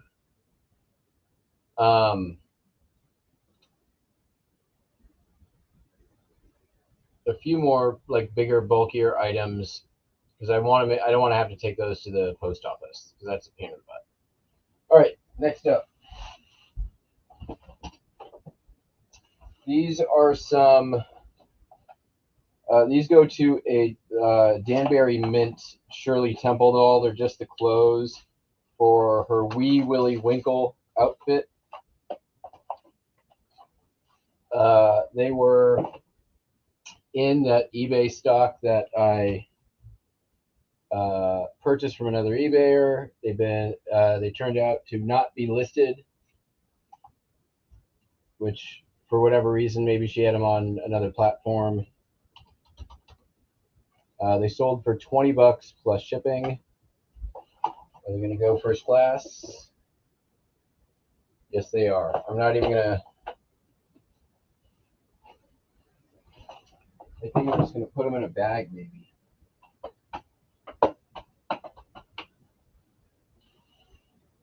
Will they fit in one of these?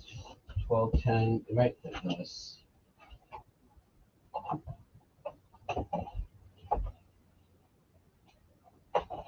Yep, we'll do that. I'll just cut it down.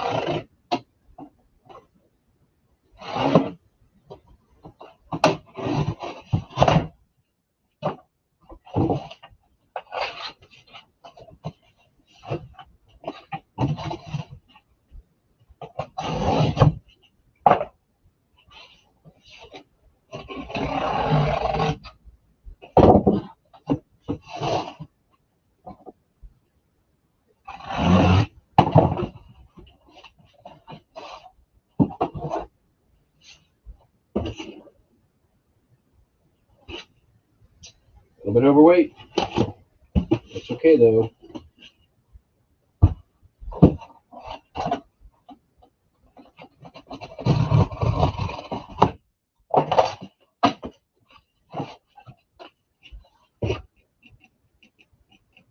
Close.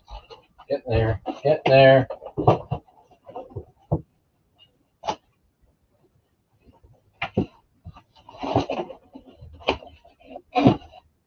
First of all, where is this going? Maine? Yeah. We're fixing this bad boy.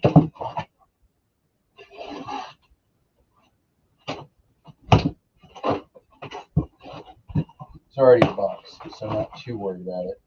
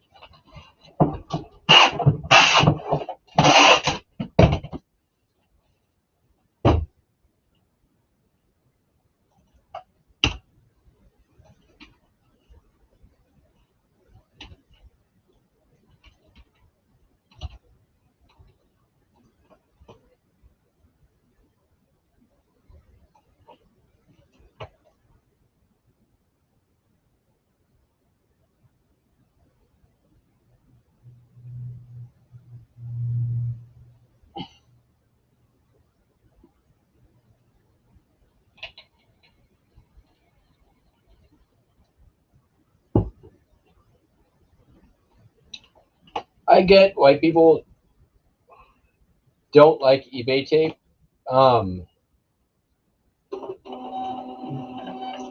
It's definitely, I like it way better than clear packing tape.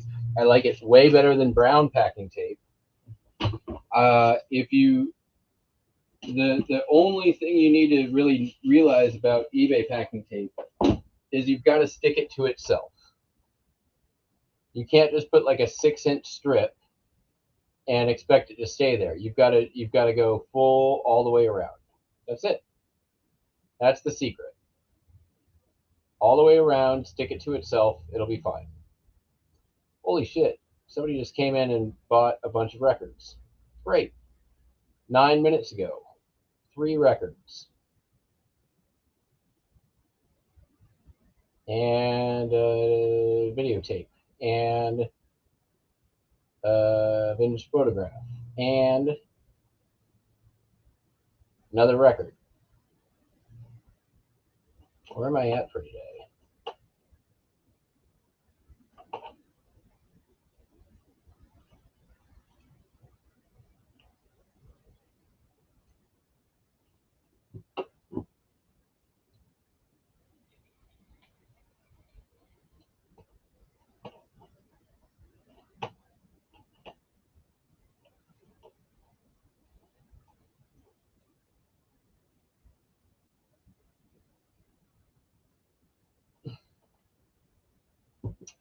I actually, eBay, god dang it, eBay seller, not eBay seller, so who was it? Somebody, I need to send somebody $10.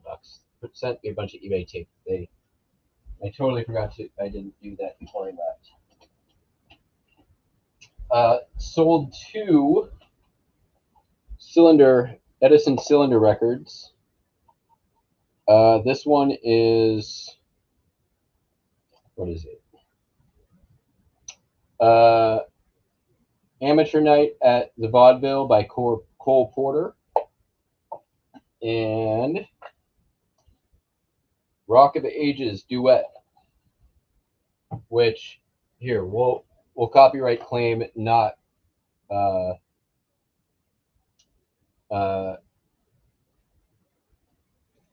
exact track, but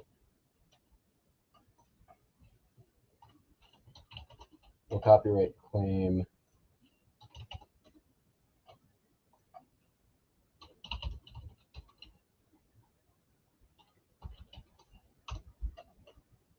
who is it that I'm thinking of?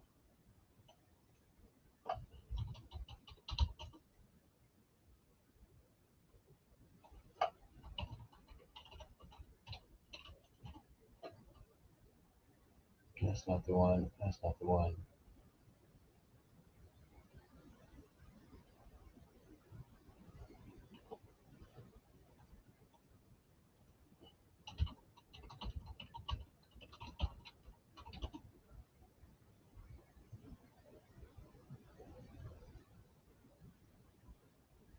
I can't remember the guy's name. just had them saved.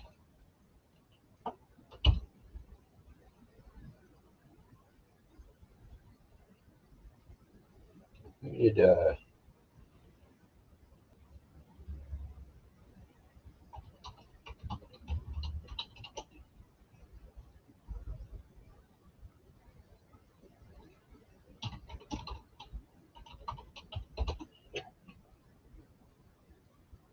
can't remember the guy's name. Damn it. These are my subscriptions.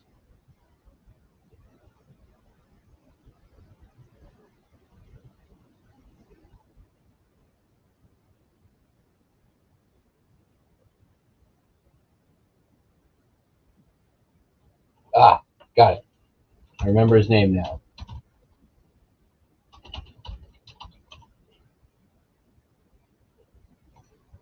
Copyright claim time.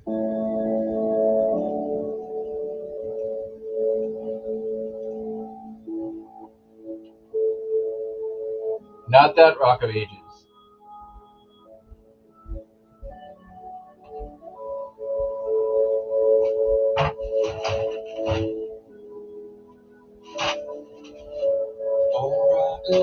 All my good ages left for me.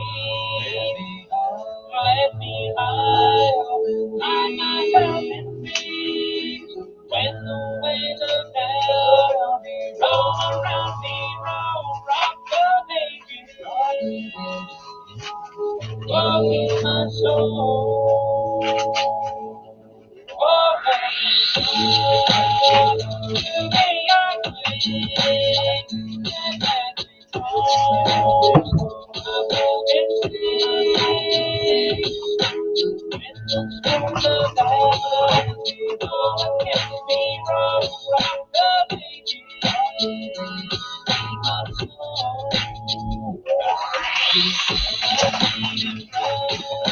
Oh, you know what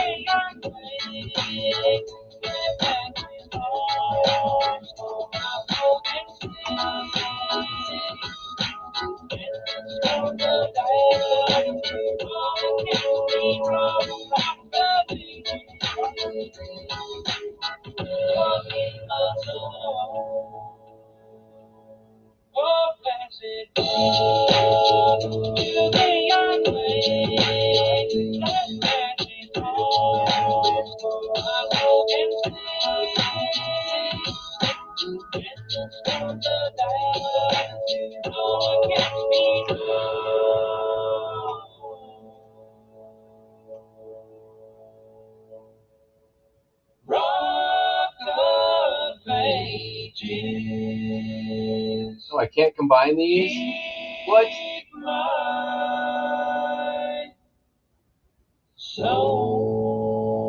Sure I can. I'll just use pirate ship.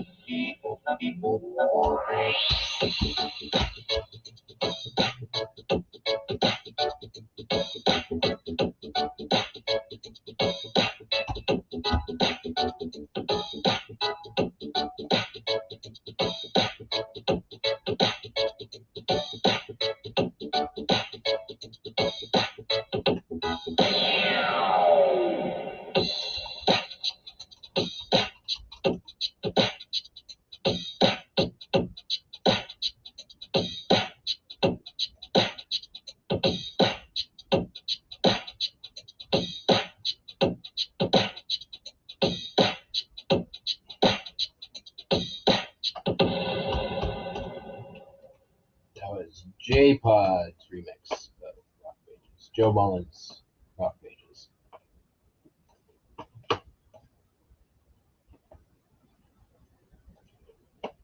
A maximum 6 digits, minimum 6. Okay. I hate this harmonization thing. Other apparatus. Sound recording or reproducing. No. Nope, that's not what I want.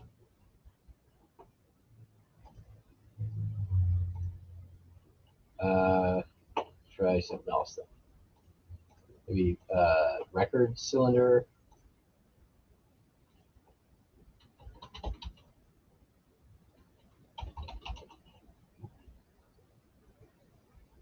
Disk, tape, state, non-volatile storage device.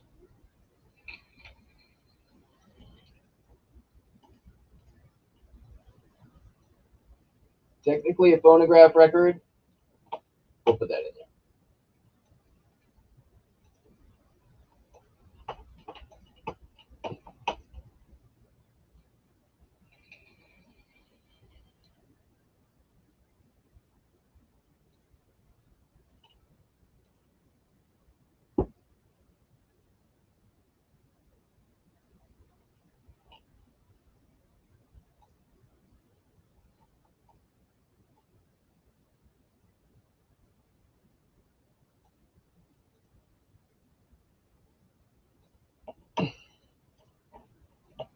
And then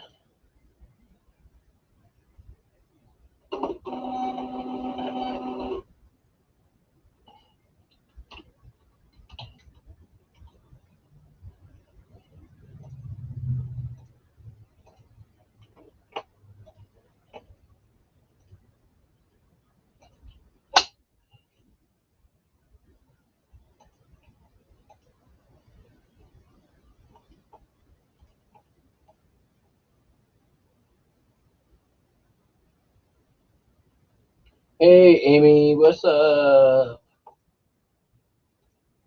Come on. All right, my eBay page is frozen.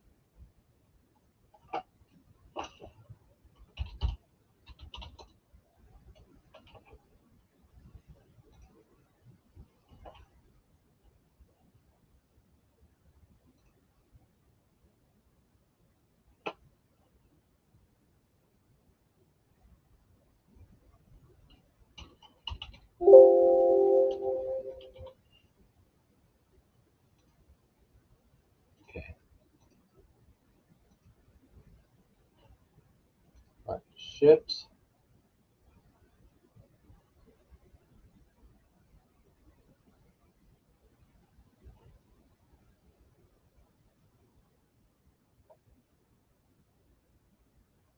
Paid and shipped.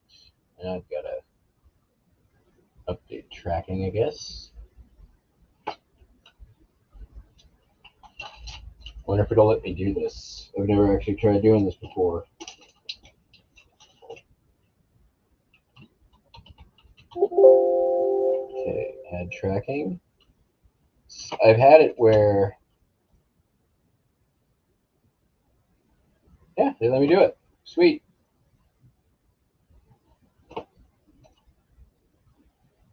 Nice vintage watch for $25.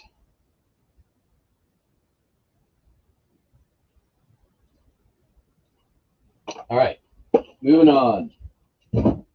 Only 180 more orders to go.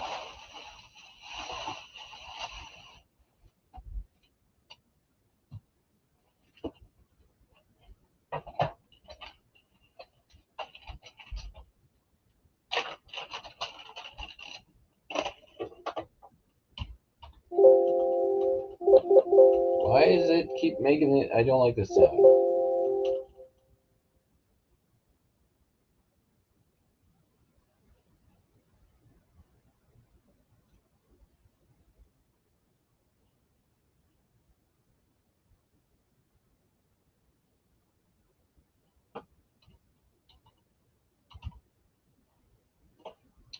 This is a Greenfield GTD number 329 handle tap. Sold for $20, free shipping. Managed to make it in just the next time before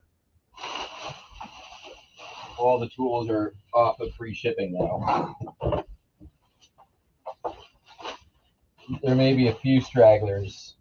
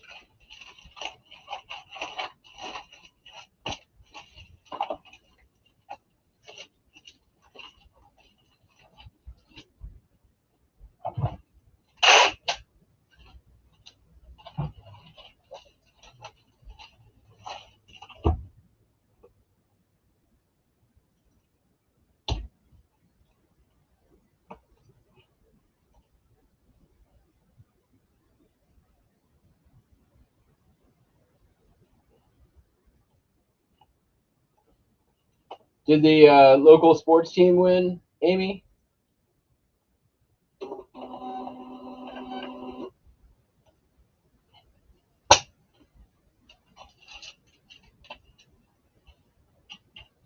I saw a lot of people wearing our local sports team gear coming over the other direction on the ferry when I was going home.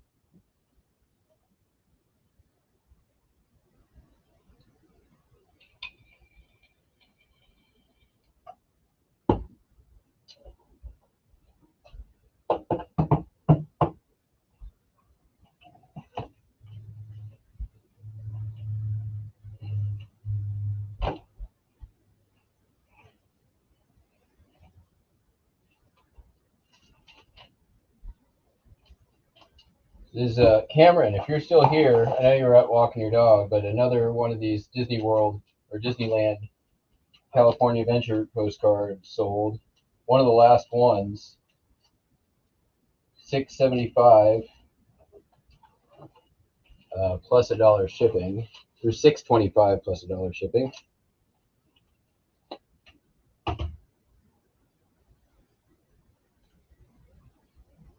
It's continental size, so it's got to go in a bigger envelope.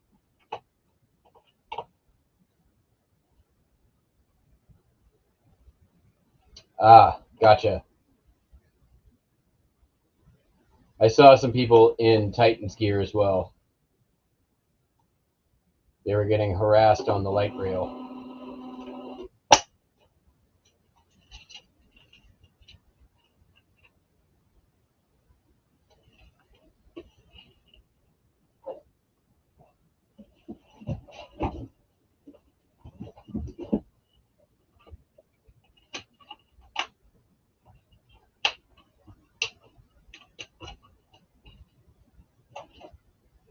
All right.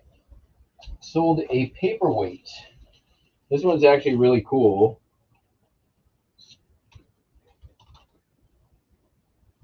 And that one right there.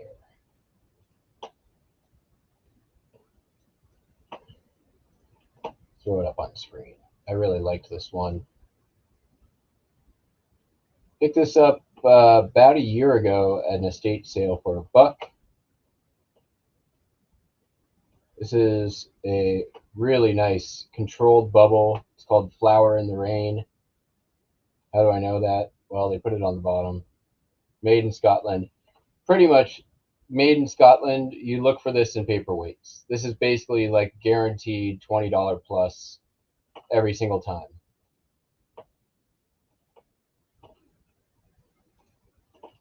This one sold for $50.95 plus shipping.